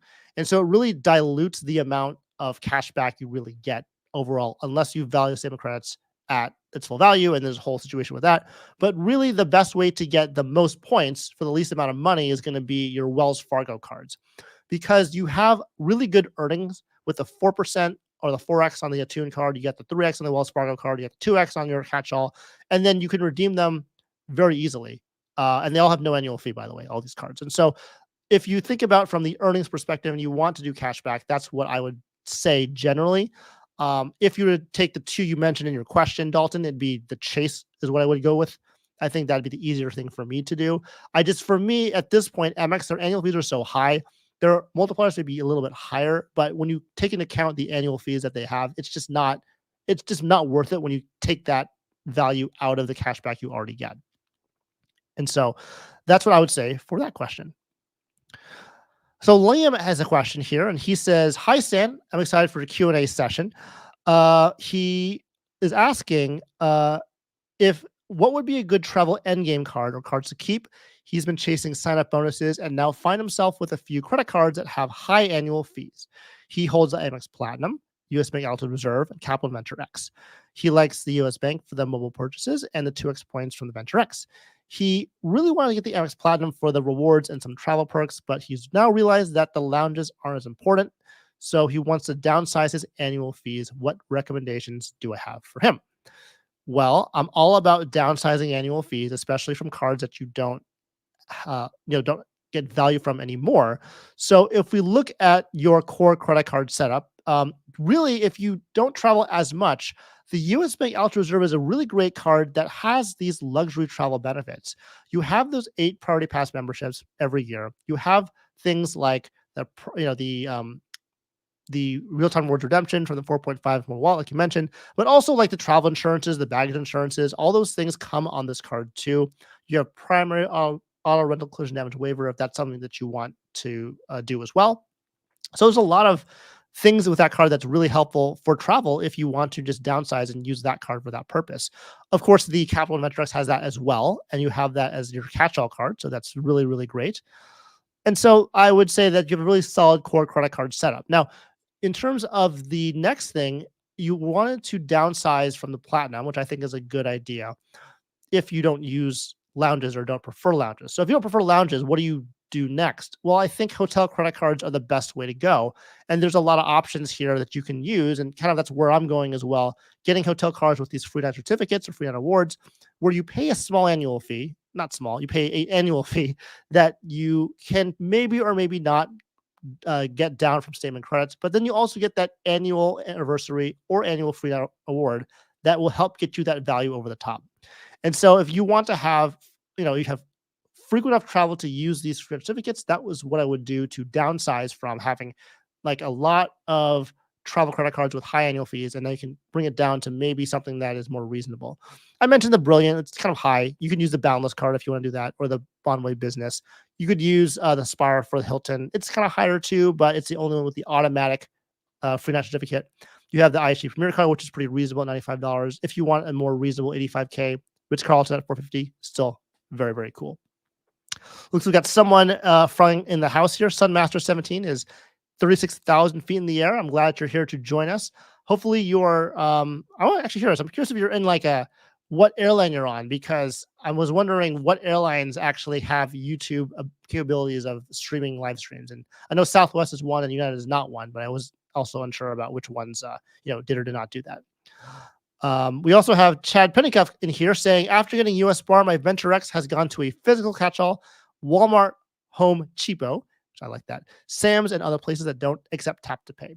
Yep, I think that's great. I mean, I use the Premium Rewards Elite card, but the Venture X is certainly another great one to use. So I would just use that setup, and I think that's great. Joe Barreto here in the house. Hi, Stan. Thank you as always for breaking things down for us. Of course, hope you are enjoying your Saturday, Joe. And of course, I'm looking forward to seeing you in the New Orleans meetup. Juan Garcia has a US Bank Ultra Reserve, and he uses it mostly for non-category spend. Also uses Blue Business Plus for places with no tap to pay, like Chad said, with Walmart, Home Depot, things like that. Definitely important to know. Okay. So that was my answer to that question. The next question is from Robert. So Robert, we're finally getting to your question here. He's in the late game, has no Chase cards except the Amazon Prime. He comes under 524 in November for the first time since 2019, which is, by the way, a long time to be to over Chase 524, which is about 5 years. But you did make it worth it by built out Amex, Capital One, US Bank, and Citi setups. He doesn't want business cards, which is totally fine. He wants his opinion. Should he add a Sapphire card later this year and maybe get a Freedom Flex just after, or stick with what I've got? And, I'm kind of in the same situation as you. I'm not like always over 524, but it's always on top of my mind. And because I didn't start with Chase, I have to come back to Chase and see what I can get. And so for me, what I would recommend is I would, figure out what Chase cards you want to get. Because if you want Chase business cards, and I know you say you didn't want to, that was what you want to do first, because they don't add your Chase 524 status. But if you want to add personal cards, I would just target them in a way where you're maximizing the welcome offer when they come up. So make a list of cards of Chase that you want to get. Sapphire prefers probably one of them, but I'm sure there are other ones too. And just wait till there's a welcome offer that you want to get, and then get it. I don't think, based on the other setups you have, that you're in any rush to get any other credit cards to fulfill a core credit card setup need. But I would just target the cards as the elevator offers come up into play. And that actually may help, because it may help space out some cards as well. So if you want to stay under 524, that may be helpful too. But that's how I would play your strategy. I don't know if I get the preferred right away just because it's got that lower 60K offer right now, but maybe in the future it'll go up again. You never know. It happens every year so far for the past 2 years. So may be helpful. Okay, so I think that's good for a break. Although I do think that we need to keep going with the questions because there's more questions to answer. So I'm just going to keep going here. My buddy Nikosi says he's wondering if Marriott Titanium is worth going for. He also wonders if Marriott Hotel Credit Cards is the best value proposition, the Brilliant or the Ritz. He may have guessed this weekend, so he may not be able to watch, which is fine. We'll watch the replay, which I appreciate. So the question is between Titanium and then if the Brilliant card is better than the Ritz card. And so let's tackle that together. So the first thing is the Titanium Elite status, which I am a part of. I've only actually, used it once. But the two benefits on this status that has been most effective for me is number one, the 75% more points when you stay, which is nice, as well as the Premier status, the United Premier Elite status you get for United when you actually have Titanium Elite status too. So you get Premier Silver status with United. That has been the two most popular things or the most helpful things for me when it comes to Titanium Elite status. I haven't been really lucky with upgrades. It hasn't really given me any more than just Platinum. So I think if I were to look back, those are the two things that are the most prominent to me. And so if you look at the cards further with the Marriott and the Brilliant and the Ritz-Carlton card, this is kind of what I come up with. And I have Robert J here from the last question copying in saying, thanks, Dan. Thank you so much, Robert, for the $5 super chat. Really appreciate it. Hope I answered your question and you have a good plan going on now with your new Chase cards. So I appreciate the question and the super chat. So back to the Marriott cards, this is between the Brilliant and the Ritz-Carlton card. For me, I would say the Ritz-Carlton card has a better value proposition if you look at each of these cards individually. And the reason why I say that is because really when you look at status, the Platinum status is okay. I would say that if I would get the Brilliant card, I would get the Brilliant plus the Business to get that Elite Night credit situation to help me get to Titanium Elite. That's going to be very, very helpful. But because the Ritz-Carlton card has this very powerful party pass with the Sapphire Lounge, gets you the same 85K free night award. It's $200 cheaper as an annual fee. Still gets a $300 credit that's annual and not monthly. I mean, I would go with the Ritz-Carlton card. I think that would be, in my opinion, the bigger value proposition, even though the Brilliant card does come with that Platinum Elite status.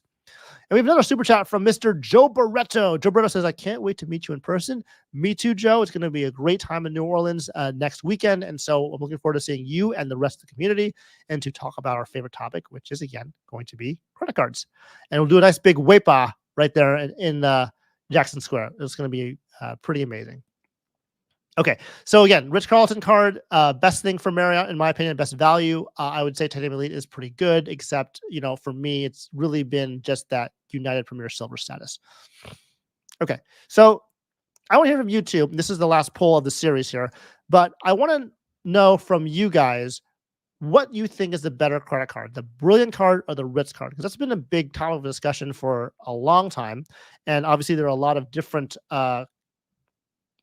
opinions on that. Nope, excuse me.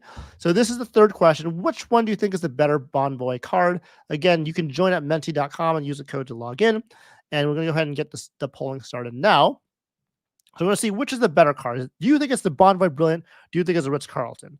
If you're a Marriott loyalist, you probably have a very strong opinion on this. But I think based on what I said, I had a certain opinion on which one I thought was better. And it looks like I'm not alone. It looks like the Brilliant is a little less popular than the Ritz-Carlton card, although it is making a comeback now. But certainly significantly more people think the Ritz-Carlton is the better Marriott Bonvoy credit card, at least taken head-to-head. Now, if you take the Brilliant and the Business together, I would change my answer because now you have a pathway to Titanium Elite in a very easy 30-night scenario.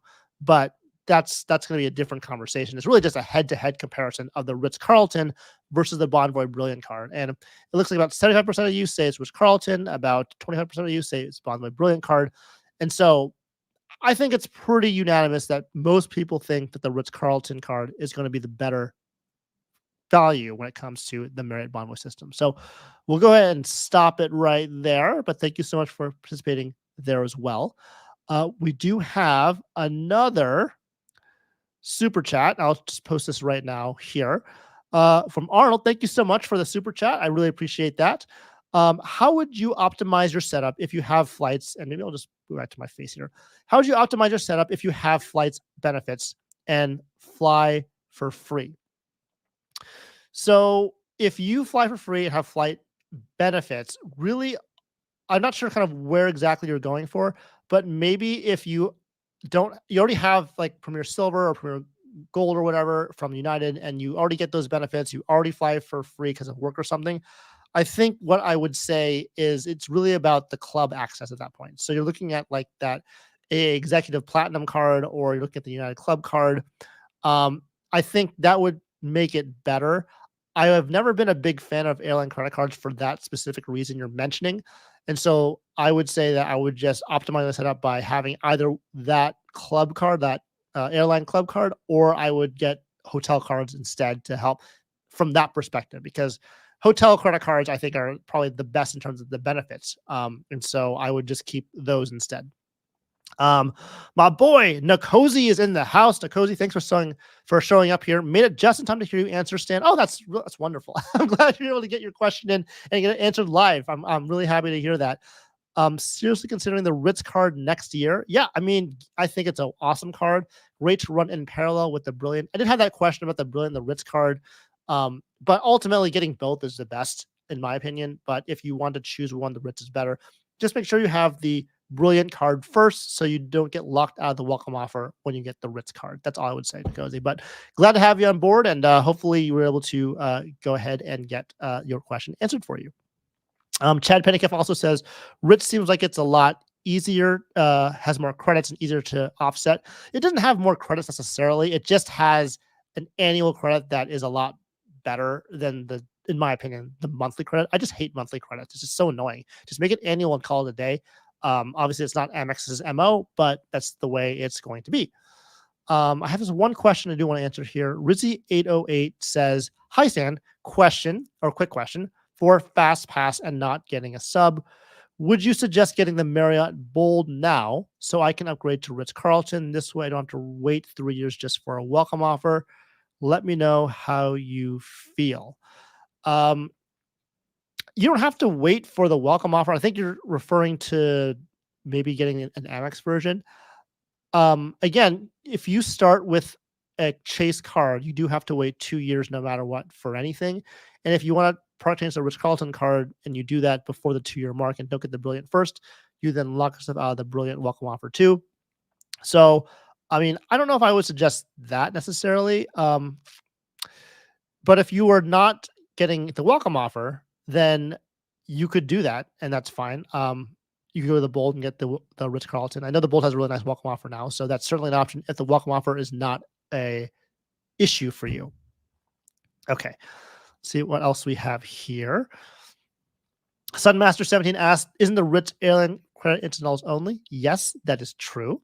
It is only airline incidentals. However, because of the way you have to redeem them, you have to call into the customer service line and ask them to apply the credit to your statement.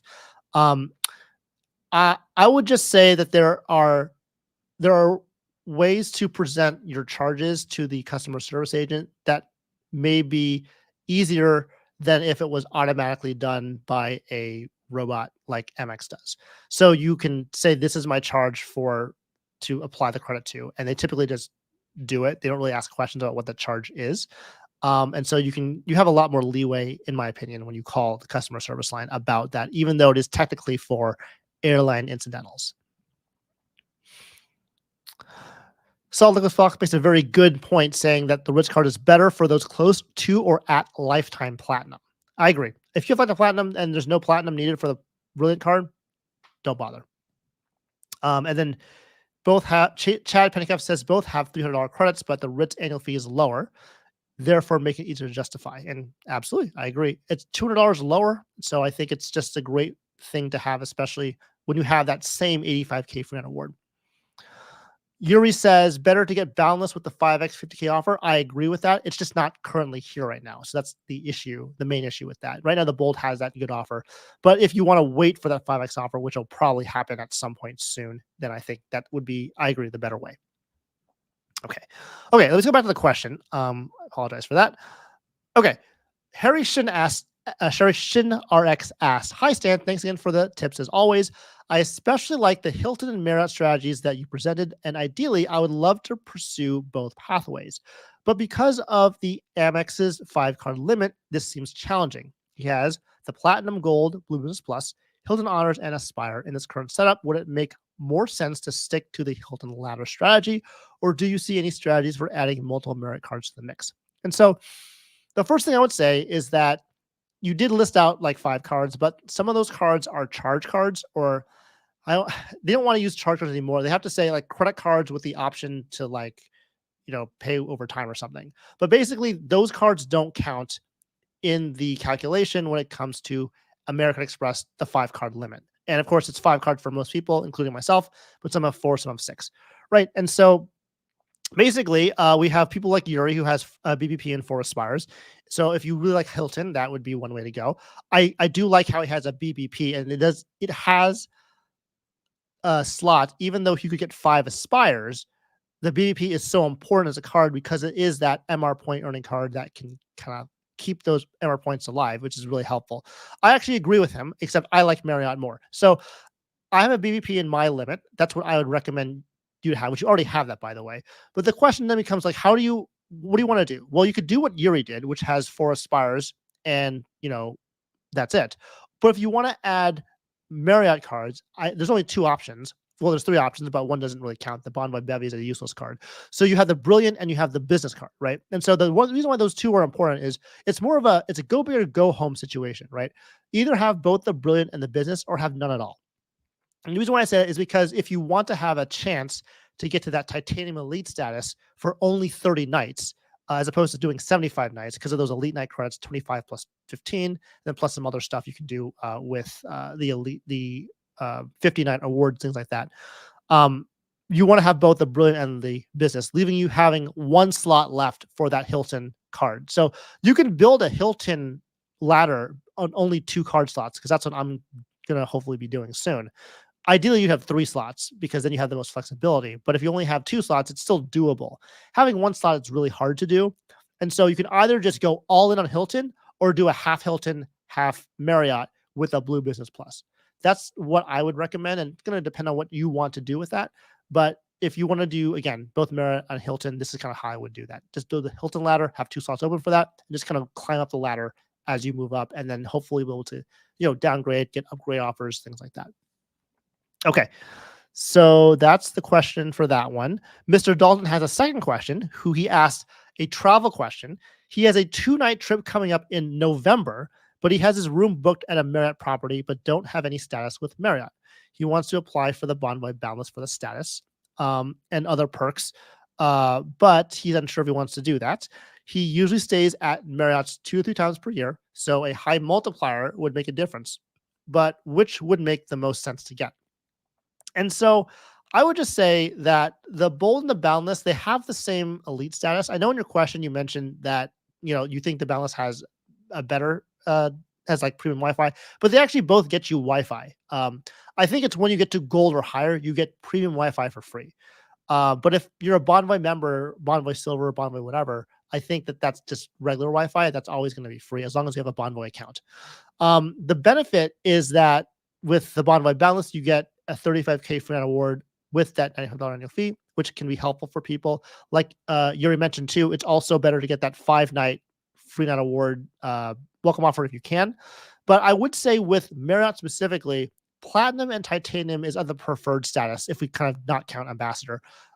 That's where you want to be at, because Silver and Gold really don't move the needle at all. They don't give you any food benefits or any kind of things like that. It's really when you get to Platinum is where you get the most amount of benefit from what's going on. And so that's what I would say. I don't know if I would recommend one card or the other. I probably would actually not recommend either card if you just want to get it for the status. I would just get the Bold card if you think you want to get that elevated welcome offer. That's what I would say. But if you wanted to wait for the 5-night Boundless offer with the free certificates, that would be the better one to get. I'd wait to do that instead. If you wanted to do something with status, that's what I would say in terms of just get the Brilliant card, because then you have a status that's actually worth something. But it is going to cost you a much higher annual fee than these other 2 cards. Okay. These are some other cards from Marriott too. I wanted to bring this up as well. So I want to give a big shout out to JP Knowledge because in one of his videos, he talked about how he doesn't understand why people use Marriott cards to use at Marriott if your max multiplier is 6x. And I thought about it. I now agree with him. And I typically don't use my Marriott cards for spending at Marriott anymore. I typically use flexible point currency cards because those are better in terms of you could get a lot more value for those points or that charge if you have a charge on your Marriott hotel stay. And so the three cards that are helpful for that, and this is not like get these cards just for Marriott. It's just that if you have these cards already, these are probably better to use than your Marriott card for spending. And that's going to be the Amex Green card, the Chase Ink Preferred card, and the Chase Sapphire Reserve card, because all of them earn a flexible point currency and they all earn 3x points on travel. And for me, it's actually going to be the Ink Preferred because that's the one that I have. Okay. So the next question is from Mr. Billy. Billy asks, after having the Marriott Bold for 1 year, if upgrading to the Boundless, will the free night be deposited immediately or not until a year later? So yeah, so again, the Boundless card has an anniversary free night award, which means that once you get the card, you have to wait 1 full year for it to populate. So you have the Bold for 1 year, and then you product change. You have to wait that additional second year to get that, and that's actually shown here in the terms and conditions and the website where it says you'll get a free night award every year, but after that first account anniversary. I do want to see that Dalton has a statement here. To be more specific, it's less for the status, but to start with Marriott cards, I'm planning on taking more trips and will eventually product change to the Ritz if it stays in its current state. Okay, well, if that's the case, then I would say I would start with the Boundless. I think the Bold is kind of not a great card. It's got a nice welcome offer now, but I really think the Boundless is a good one to get. Just based off of the welcome offer itself, I think the 5 night award is better than that 60K points plus 1 free night. That's just my opinion. If you think the 60K plus 1 free night is better for you now, then by all means go for it. And then you can build up your Hilton or your Marriott ladder that way and do it that way. Okay. Dalton also says he's currently have no status and the only positive on the Boundless is the multipliers, and it does come with free premium Wi-Fi. Okay. Yeah, I think every Bonvoy member, whether you are not an elite, silver, or gold, you get free Wi-Fi. And I don't know if Boundless comes with free premium Wi-Fi. Maybe I'm wrong on that. I always thought it was gold or higher that gets you free premium Wi-Fi, but maybe there's something special with the Boundless card that I'm missing out on. So that's what I would just look into. But if that has a free premium Wi-Fi, then that would be something to think about too. Okay, and so let's add some questions here. What do you think about the Altitude Connect and it not going to have an annual fee, but still keeping the airport lounge access? I'm all about no annual fee cards. Again, I don't remember specifically on top of my head what the Connect is all about, but it's definitely something to think about if you have the card and you like those multipliers on the card too. I really wish it would transfer to the Altitude Reserve, but otherwise it probably is just like a cashback card that you have to see, whether or not it'll fit into your individual credit card portfolio or not. Okay. So it looks like you're all chatting among yourself, which is perfect. I love the camaraderie and all the communication between you guys to answer each other's questions. So I can, make sure that everyone gets something out of this live stream. I'm going to keep going in with the questions here. So let me go ahead and do that. So Keith asked a question, and as we know, Keith is a big fan of Built, but maybe not. He asks, is Built trash? They keep nerfing their card program, or the card in their card program. He no longer thinks it's worth a 524 spot. And so I agree. I don't think it's trash, but I think it's getting there. I think it's going to come down to what happens on October 1st, which is going to be the first month where they don't have that rent day bonus anymore to the level that it used to be at. And so if we look at the history of the Built MasterCard, it really has been hit by the Nerf bat. And I don't know about you guys, but I used to play Magic the Gathering when I was a teenager, and I loved that. And so I think that was a pretty funny card, which is a Nerf bat card. But anyways, Built got hit by the Nerf bat from a lot of perspectives. They got hit from the Nerf bat from Built Dining, where it used to be many 15, 16x points, and now it's just 3x points on dining.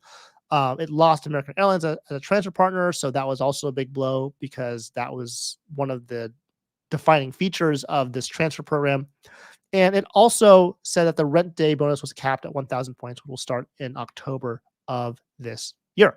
And so I think it is becoming that way where it's just getting hit with the Nerf bat over and over and over, and we don't know when it's going to stop. And we have to see what happens in October and if they add something positive to the card or not. So far for me, it's still worth it because I do get my rent points from the built card, and that's still a fair amount of points. And so I'm still on board with it, but we'll see what happens with transfer partners, what their transfer bonuses are, if they start to nerf it some more. It's still no annual fee, so there's no problem in keeping it. I don't know if I would just go out and get it unless you are a renter and can really benefit from that. There are certainly other ways to use that rent money to get welcome offers or do other things with different cards. So that's becoming more and more of a viable option, being that this card has been hit continuously with that Nerf bat. Okay, so next question is from Ian M, who I believe is just here and is still here. Will you be transferring to Hawaiian to get them converted to Alaska? And that's a great question because right now, as I'm sure you guys have heard of, there is this thing where Alaska Airlines and Hawaiian are merging. They're getting closer to merger. And the question is, did the DOJ actually like finished review or not finished review? I think it's still up in the air because there's some other articles about it not being completely done yet. But assuming that it is complete, Hawaiian is going to merge with Alaska and likely do that. And at the same time, their rewards programs will merge too. And as we all know, Alaska points are very, very beneficial and very valuable, as opposed to Hawaiian miles, which are not as much so. So right now would be a great opportunity to build up Hawaiian miles if you think that you want to gamble that they'll be transferred back to Alaska at a 1-to-1 rate.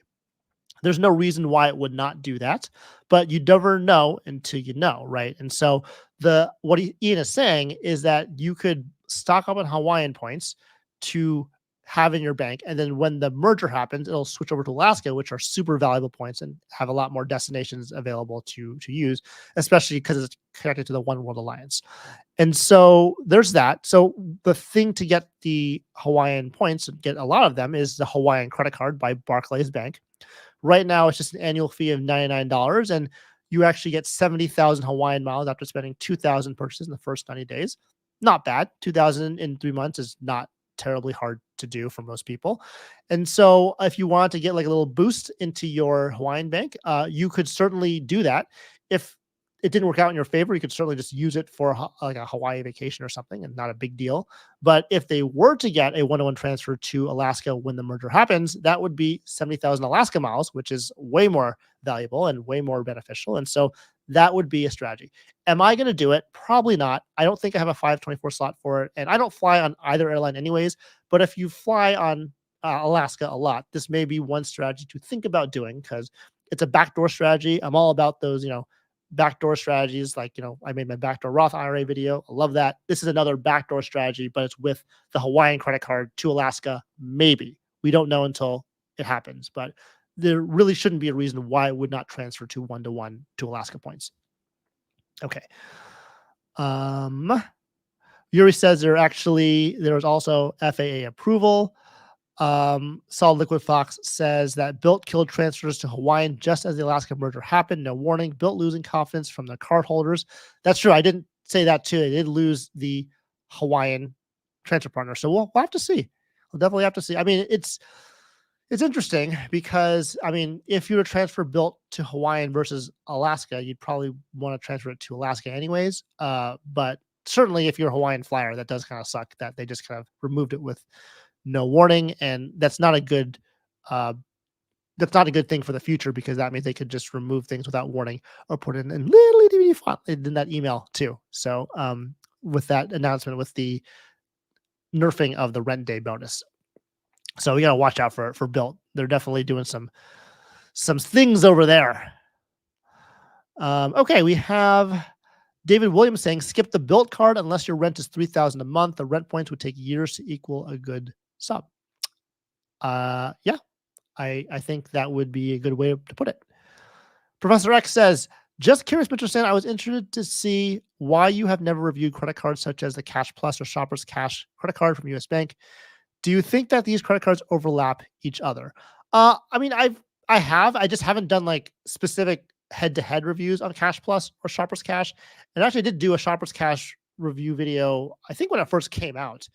But I think they do overlap each other. I don't really like the Shoppers Cash Rewards card just because it's got an annual fee and that just makes everything not as valuable. Cash Plus, I love that card. It's definitely worthwhile. It's actually in my uh, best credit cards for 5% cashback on everything video. One of those cards is the US Bank Cash Plus card. So big fan of that card, but just the Shoppers Cash Rewards, not really so much. Okay. And so let's move on to the next question here. Um, Sean Credit asks, Capital One and Citi seem like they're going to shake things up this year. What do you think is going to be the direction they take? Both have filed for patents for new names, possibly cards. This will be an interesting year. And then, of course, the year's almost over, but I think he means like over the next 12 months. And so, first of all, I'll just say if you guys haven't seen Matt Clausen, his videos yet, you should check it out because he does really good prediction and like what if videos. And so I would definitely check those out for these types of things. But when I was looking for predictions for Citi and Capital One, both of which, by the way, I have no Citi cards and I have no Capital One cards, so I don't really have any stake in this at all. But I know that a lot of people look at these as the next cards for each issuer. Capital One did get rid of the Saver card. So basically, they're now missing an annual fee version of that card. So people are thinking of maybe they're going to release the Saver X. And the Saver X is probably going to be something that is more akin to a direct competitor to the Amex Gold card that in its new iteration. It's going to be a food card that gives you more multipliers, maybe more benefits, more statement credits for a higher annual fee. I think that's kind of where they're probably going with this. And a lot of people have speculated on this as well. There's also the Citi card, which is the Citi Strata Elite card. And they have the Strata card, obviously, but the Elite card is going to be something like the Prestige card, which they are missing in their portfolio, which is going to be one of those luxury travel credit cards. I know that Joe Barretto has gone to the Citibanks and asked the branch managers about their thoughts on that. So he may have some insider knowledge as well. But those are kind of where I think both Capital One and Citi are heading. It's very exciting because more cards means more competition and more things to talk about in terms of comparing credit card strategies, setups, portfolios, things like that. So I'm all for it no matter what. I don't have either of these cards, and depending on what they look like, I probably wouldn't get them anyways. But I think it'd be very cool to see how it changes the credit card landscape and how it makes the other credit card issuers maybe adapt their cards, like, for example, the Chase Sapphire Reserve, which needs a big facelift, as we all talked about earlier. Okay, so here's a break. So I'll just go ahead and go back to my face here, and let's take some questions if there's anything that I have missed. T Do says, are there any cards left for our priority cast restaurants? Yuri has already answered that question already, which is there. US Bank Altitude Reserve, Connect, PRE, City Prestige. Those are definitely the ones that I would look for too. And also, Jay from the Bay says, Stan, will we ever get a Hyatt premium card? I think that'd be cool. Will we ever get it? Not sure. Chase hasn't released any information about that yet, but that would be a nice thing to have because Hilton and Marriott have their own premium cards, and why not Hyatt? Rodrigo Mendez says, what's your take on the US Bank Altitude Reserve? I heard they developed their points redemption through their travel portal. I don't know anything about the travel portal because I don't use it. The US Bank Altitude Reserve is one of my favorite cards of all time because of their real-time rewards. I generally will purchase things through a mobile wallet. And then if I want to redeem my points, I use, like I said before, I use Uber, and Uber is one of those categories that gets that 1.5x boost. So I get that 4.5x total redemption when I use the card for that purpose. And because of the real-time rewards where you can book things like airfare, hotels directly from the merchant, I don't think it really makes a real reason why you would use the travel portal for US Bank. I know places or merchants like Chase, Capital One, they have their own travel portals, but they give you a much bigger multiplier when you use them. US Bank's not the same way. They are the same way, So if you want to use it for like I think it's hotel car rentals for the 5x, you can. But I've always just used the real time rewards because that's what made sense for me. Okay. Um, Solid Liquid Fox says a Hyatt premium card is a complicated thing to introduce.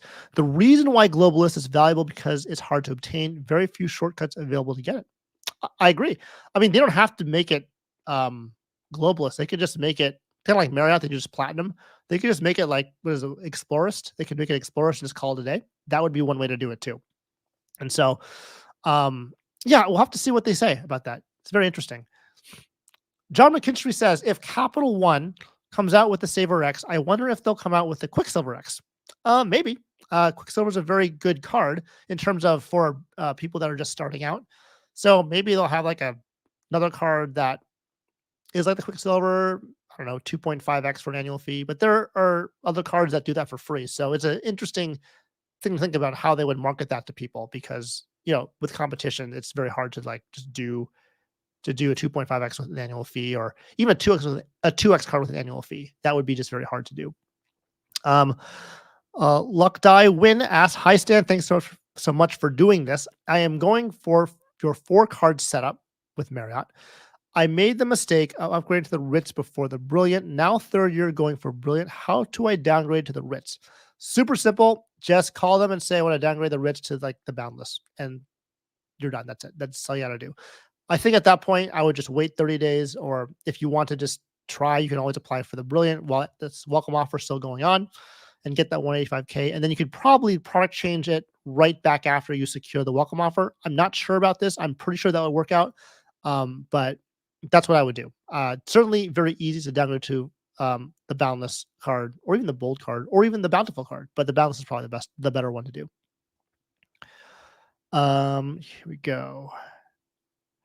Okay, so I think that covers the question. So I'll go back to the slides. There's only a couple more questions left, so that's good. So if you have any more questions, just definitely let me know, and I will definitely answer them on the live chat here. Again, before we get started, if you have any value, definitely to hit the like button. I really appreciate all you being here. There's about 140 of you in the chat right now, and so I appreciate you taking out your Saturday day to spend with me and the others here in the credit community.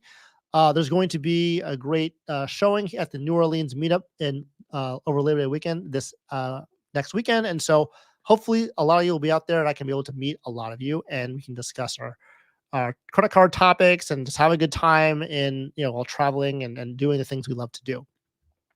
So moving on, we have a few more questions, like I mentioned. John T asks, what are the chances US Bank will ever allow pooling of Altitude Go points with the Altitude Reserve points? It would make the Go Unlimited 6x on dining and would instantly make the ARAG the best 2-card setup in the business. It definitely will make it a lot better, especially for dining. Have 6x on dining for that would be pretty incredible. Again, it wouldn't be transfer partners, just cashback stuff, but still very, very powerful. He feels like the US Bank could even have some sort of requirement, like needing to have a savings or checking account with them to get pooling privileges. And it would be worthwhile for US Bank because they could be getting people who had no US Bank cards to go all in on their ecosystem. Hey, I'm all about that. If they were to do that, I would, I already have a US Bank checking account, so I'll be all over that. And I would definitely probably add the US Bank Altitude Go as well, if they could pool points, and maybe even the Connect too, if that was something that was worthwhile. It's the whole point pooling that makes that system work very well. But right now, it's not in the cards. I don't think they're going to do it just because there's no reason for them to. But if they want to be a serious competitor in the credit card space, I think that would be something that would be very beneficial for them and for us combined. So this is what he's saying. So basically, if you have these cards, the 4x dining with the 1.5 boost would be 6x. Then you'd get 3x on grocery stores, 3x on gas and EV charging, 3x on streaming, and then 1.5 on everything else for that US Bank Altitude Go card. Again, no annual fee. I wish they would do that. Not sure if they would, but hopefully it would. So there's that question. And I think I cut off the last 2 questions of the slide, so I apologize for that. And I don't think there's any way for me to do this quickly. Maybe I can try to. So I'll go back here first and kind of talk to you guys here with the questions that are already here. Um, let's see what 12 Enric says. He says, I'm based out of the US, so I need cards with no foreign transaction fees. My goal following your path was getting the altitude reserve, but to be honest, I don't spend much every month. I spend around $2,000 per month. Do you think it's still worth it at this level? Do you think another product would be better for me? And so you are at the US.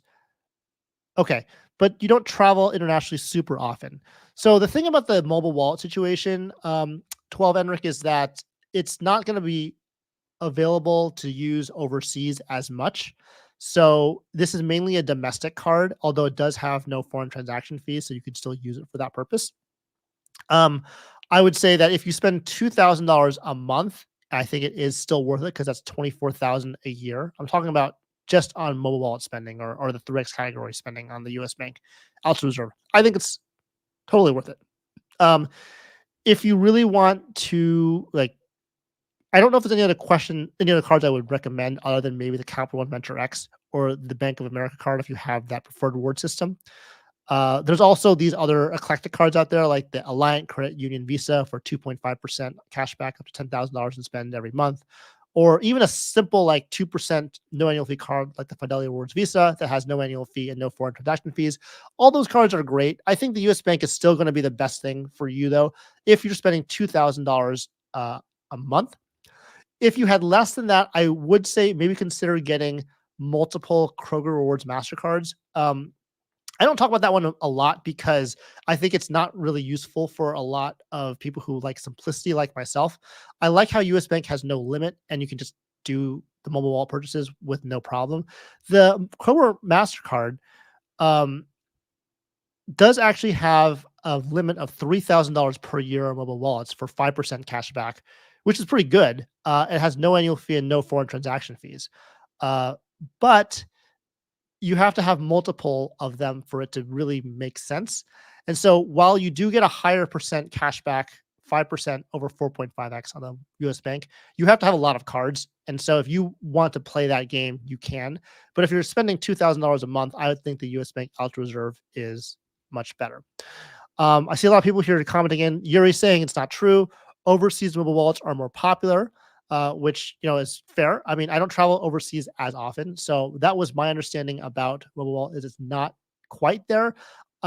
Andy Dennis says that he's a Canadian and it's mobile wallet for everything. Actually, for Canada, that's true because they even have this thing where all restaurants have like this mobile terminal where you can actually use mobile wallets on the terminal, and they don't really accept like the whole thing in the United States where we give them the credit card on the tray and you give it to them on the restaurant. That's not a thing in Canada. It's mostly just a mobile terminal. So Canada is definitely the exception for that. Ian says in Italy, it's very easy to use a mobile wallet. They bring the point of sale to the table, which is what I just said for Canada, but not so much in Asia. I think that's kind of what I was trying to say is that there are certain countries that do have a lot of mobile wallet access, but there are some countries that don't. And I think if you travel to the countries that don't, that's where I would say you may want to have a card where you're more relying on the physical part of the card as opposed to the mobile wallet. And so here we go here. So 12 Enric says, yes, overseas mobile wallet is everywhere. RemGB says, Stan, I beg to differ. Everywhere overseas, I'm able to use mobile wallet to get 4.5% with US Bank Ultra Reserve. Europe, Costa Rica, Peru, and other places. In fact, every place that accepts card uses mobile wallet. So yeah, I mean, if that's the case and everyone seems to be on board with, mobile wallets being everywhere, then I guess that would be less of a concern. And so again, it depends on where you're going to be traveling to. If you travel to some, place where it's less populated, uh, I think the point I'm trying to make is that you want to bring a card overseas that you can rely on, right? And so that's kind of one of the reasons why I don't take American Express cards, is because even though there are some places that take American Express and it's fine, it may not be taken anywhere. And I don't want to be fumbling around in a foreign country to figure out what card to use. I just want to use a card and just be done with it. Um, Certainly, again, if there's certain countries that I sent mobile wallet and that, then that's fine. But it depends on kind of what country you're going to. And so, and then 12 Enric says mobile wallet is everywhere in Europe. Again, it's going to depend on where you go to. So certainly very reasonable. Okay. And so I think that is the questions left over. Is there any last minute questions that you'd like to go over before I leave for today? I think it was a really good live stream with a lot of great questions here as well. So I really appreciate everyone for asking those. It looks like we have a few more people just commenting about mobile wallets, but it looks like everyone seems that uh, understands that mobile wallets are everywhere, which is, again, I'm not gonna like know this as well just because I don't travel internationally as often. But for those of you that do, it's really helpful to know, what your experiences are, so we can all learn from them. And it's good that, you know, it's good to hear that there's a lot more accessibility to mobile wallet because that makes that category a lot more accessible and a lot better for all of us using that U.S. Bank Altitude Reserve. Um, 12 Enric does say the concern is more to use real-time rewards. I travel 4 times a year. Would it trigger on a non-domestic airline? I want to say the answer is no. I've heard data points that the real-time rewards is very finicky overseas. I haven't tried this myself, but certainly it's more finicky overseas than it would be here in the United States. Um, JP Knowledge, thanks so much for popping by and saying stand lives are top notch. I'll be catching the full playback when I get time. Great stuff. I appreciate you, JP. Thanks for being here, and thanks for everyone to being here. Ian Mastrell, thanks, Stan. Thanks, chat. Okay, absolutely. I love how we all communicate together. We all really help each other out in the chat, with these community questions. I really appreciate everyone here, supporting me in this live. It's really fun for me to do and just to talk about our favorite topic and to just get some ideas and how to really get a lot more value here. John R says good stuff as always. And then Andy Dennis says, thanks, Stan. Been really informative. I appreciate that, sir. Thank you so much for being here. Dalton does have a question. He says, what do you think of trying to form a relationship or getting cards from a bank that isn't close to where you live, either geographically or just not having physical branches close to you? It's going to depend, right? A lot of places you can call in to um, like open up checking your savings online. You can do it over the phone. I know US Bank is one of those that's kind of harder to do if you don't have it, but I heard that starting an online CD can be helpful. So there are ways to do it, and it's specific to the individual bank. And so I'll just look at, blogs and posts and see if you can find the one that suits the one that you're looking for. But those will be some of the things off the top of my head that I would recommend doing. Let's see here. Aloha Danica says, thanks, Stan, for an informative stream. Have a great weekend, everyone. Thank you, Aloha Danica. And John McCountry says, great live stream today. Have a great day. So I think we're going to end it here. Thank you so much for coming, everyone. Again, I love doing these live streams every month and appreciate all the support you have for myself as well as the other content creators. If you will be in New Orleans next weekend, I will be there as well to meet you guys too. So I hope we can meet you guys there, and not only just the content creators, but also the community as well. We all have a lot of information to share with each other and just have a good time. And so let's do that. Enjoy the rest of your day today, this Saturday. And of course, I appreciate you all for being here. One more thing, if you're on your way out, just don't forget to hit the like button on the way out. I really would appreciate that if you got value from this live stream. And of course, I will see you all in the next video. Take care, guys. Have a good weekend.